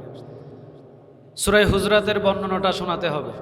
সূরা হুজরাতের বর্ণনাটা প্রথম আয়াতে আমাদেরকে কি আদেশ দিয়েছেন, অর্থটা শুধু আমাদেরকে আপনার ভাষায় বোঝালেই হবে।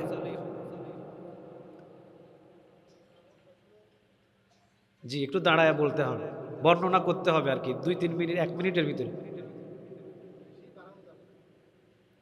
হ্যাঁ, আল্লাহ এবং রাসূলের চাইতে বেশি বাড়িয়ে কিছু বলা যাবে না। আল্লাহ এবং রাসূলের চাইতে বেশি বাড়ালে কি হবে?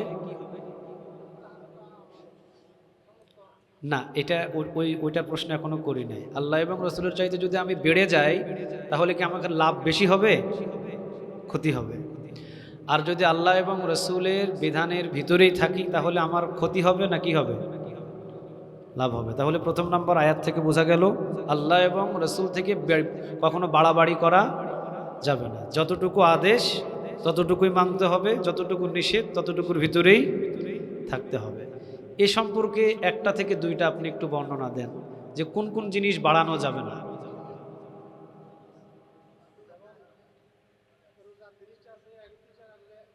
আচ্ছা, একটা পাইলাম, আরেকটা বলেন। আচ্ছা, আরেকটা বলেন।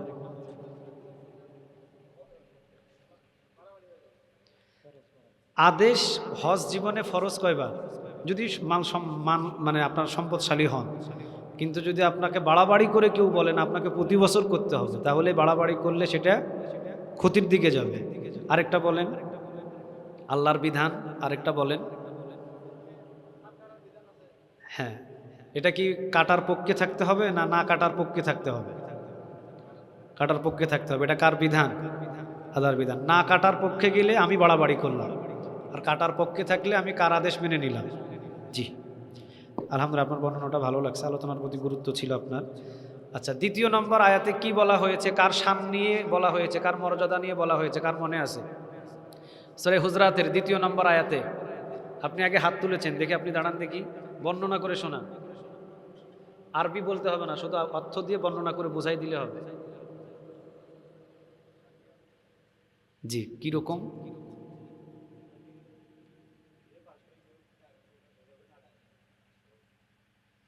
আচ্ছা, যেভাবে ডাকা হয়েছিল ওইভাবে না ডাকার জন্য না, এটা এই আয়াতে দ্বিতীয় নম্বর আয়াতে এটা বলা হয় না, ওটা চতুর্থ নম্বর হুজরাতের আয়াতে বলা হয়েছে। ওটা হলো এই সূরাটা নাজিল হওয়ার একটা ব্যাখ্যা। এই সূরাটা যে কারণে নাজিল হয়েছে, হুজুর রাসূল সাল্লাল্লাহু আলাইহি ওয়াসাল্লামের ঘরের নামে, এইটার জন্য যে কিছু বেদুইন এসে রাসূলকে ডাকছিলেন, ডাকাডাকি করতেছিলেন, এটা আল্লাহর পছন্দ হয় নাই বিধায় সূরা হুজরাত নাজিল হয়েছে। আমি নাজিলের কথা বলি নাই। আমি যদি বলতাম সূরা হুজরাত কেন নাজিল হয়েছে, তাহলে ব্যাখ্যাটা প্রয়োজন ছিল। আপনি বসেন। আমি বলেছি দ্বিতীয় নম্বর আয়াতের ব্যাখ্যাটা কি করতে পারবে? দ্বিতীয় নম্বর আয়াত যেটা আমি বলছি, ইয়া আইয়ুহাল্লাযীনা আমানু লা তারফাউ আসওয়াতাকুম ফাওকা সাওতিন নবী। হ্যাঁ, এটা কে বলতে পারবে? এটার ব্যাখ্যাটা কে বলতে পারবে? সুন্দর ব্যাখ্যা একদম। জি, বলেন দেখি।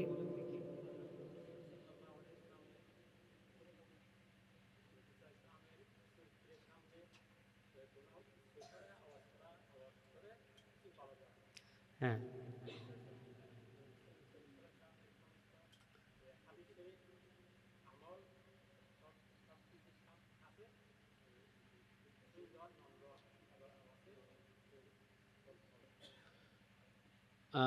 বর্ণনাটা একটু বেশি এলোমেলো হয়ে গেছে। সুন্দরভাবে একটা বর্ণনা, আপনি বসেন, আর একটু সুন্দরভাবে আমি চাচ্ছি।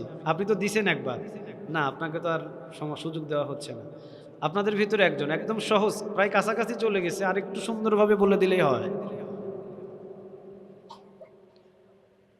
দ্বিতীয় নম্বর আয়াতে যেটা আমি বলেছি, দ্বিতীয় নম্বর আয়াতে নাজিল হওয়ার যে প্রেক্ষাপট, সেটা কয়জন তর্ক বিতর্কের কারণে আওয়াজ বড় হলো, এটা সুন্দরভাবে বিস্তারিত বলতে হবে। তো আর কেউ আছেন? হ্যাঁ, বলেন। আপনি আবার চেষ্টা করবেন, বলেন বলেন।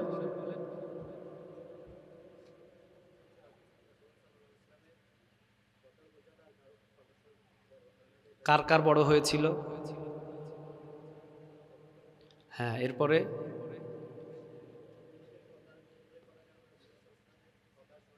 হ্যাঁ,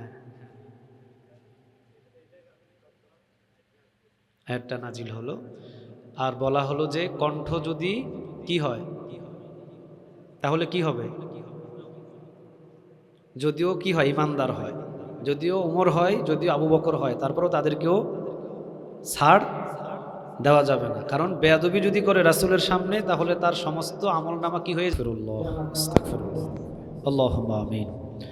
ربنا ظلمنا أنفسنا وإن لم تغفر لنا وترحمنا لنكونن من الخاسرين ربنا لا تزغ قلوبنا بعد إذ هديتنا وهب لنا من لدنك رحمة إنك أنت الوهاب رب ارحمهما كما ربياني صغيرا اللهم حسبني حسابا يسيرا اللهم إنك عفو تحب العفو فاعف عني اللهم أحيني مسكينا وأمتني مسكينا واحشرني في زمرة المساكين গুনার বোঝা মাথায় নিয়ে ভিক্ষুকের মতন তোমার দরবারে দুই হাত তুলেছি আল্লাহ। দয়া এবং মায়া করে আমাদের প্রত্যেকের জিন্দেগির সব গুনাহ খাফাগুলো তুমি মাফ করে দাও। আমরা যতক্ষণ পর্যন্ত এখানে আলোচনা শুনেছি, গুনাহগুলো মোচন করে আল্লাহ নেকের পাহাড় নিয়ে আমাদের এই ময়দান থেকে তুমি উঠাও। রমাদান মাস আমরা শেষ করেছি, রব্বে কারীম রমাদান মাসের আদর্শগুলো সারা বছর মেনে চলার তৌফিক দান করুন আল্লাহ। আমাদের যাদের মা নাই, যাদের বাবা নাই, কবরগুলো তুমি মা এবং বাবার জান্নাতের বাগান বানায়া দাও। ও রব্বে কারীম, মা বাবা যাদের আছেন হায়াতের ভিতরে তুমি বারাকা দান করো। এই সংগঠনের যত সদস্যবৃন্দ আছে আল্লাহ, সংগঠনের সকল সদস্যদেরকে তুমি হায়াতে তয়্যিবা দান করো আল্লাহ। এলাকাবাসীর উপরে তুমি রহমতের দুয়ার খুলে দাও। খাস করে এলাকা থেকে যতজন প্রবাসে আছে, আসমানি জমিনি সকল বালা মুসিবত থেকে তুমি তাদেরকে হেফাজত ফরমাও। ও রব্বে কারীম, বিশেষ করে আজকের এই মাহফিলের সাবেক সভাপতি বিশিষ্ট আলেমে দ্বীন মরহুম মাওলানা হাফেজ আবুল বাশার রাহিমাহুল্লাহ, তিনি দুনিয়া থেকে বিদায় হয়ে চলে গেছেন আল্লাহ। আল্লাহ তার কবরটারে তুমি জান্নাতের বাগান বানায় দাও। আজকের এই মাহফিলে তিনি যদি থাকতেন, অবশ্যই স্টেজের উপরে বসে থাকতেন।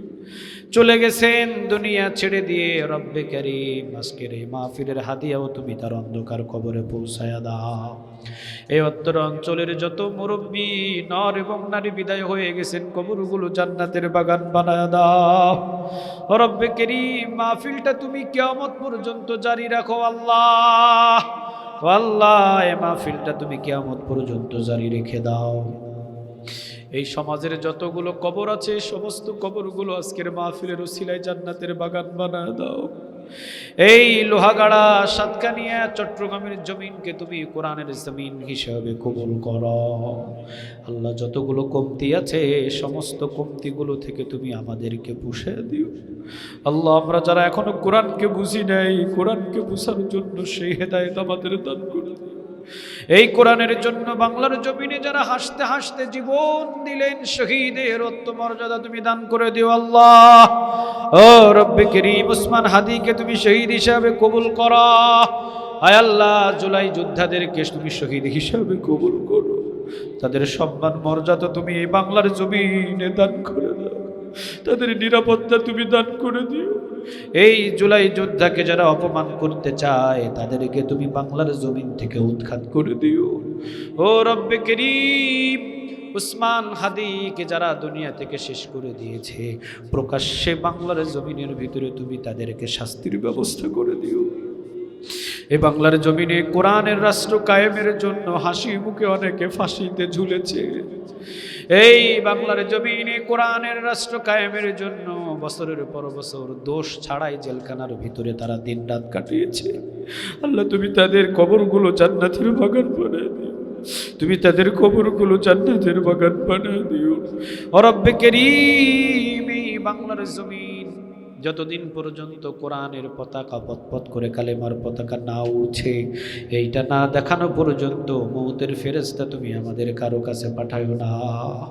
যারা এই মাহফিল করার জন্য বুদ্ধি দিয়ে, পরামর্শ দিয়ে, সময় দিয়ে, অর্থ দিয়ে আল্লাহ আজকের এই জান্নাতের বাগানের আয়োজন করেছে, তুমি তাদের সবাইকে মাফ করে দাও। তুমি কিয়ামতের দিন এই জান্নাতের বাগানের ওসিলায় নাজাত দিয়ে সোজা জান্নাতে যাওয়ার জন্য সুযোগ করে দিও আল্লাহ। জানি না এই মাহফিলটা আমাদের জীবনের শেষ মাহফিল কিনা, আগামী বছর আবার এই মাহফিলে বসতে পারবো কিনা আমাদের হয়তো বা অনেকের গ্যারান্টি নেই। দুনিয়া থেকে চিরতরের জন্য হয়তো অনেকের বিদায়ের ঘন্টাটা বেজে গেছে। যদি আমাদেরকে দুনিয়া থেকে চিরতরের জন্য বিদায় করে নেওয়া হয়, জবানে তুমি আমাদের প্রত্যেকের উচ্চস্বরে কালেমাটা বারবার জারি রেখে দিও, লা ইলাহা ইল্লাল্লাহু মুহাম্মাদুর রাসূলুল্লাহ।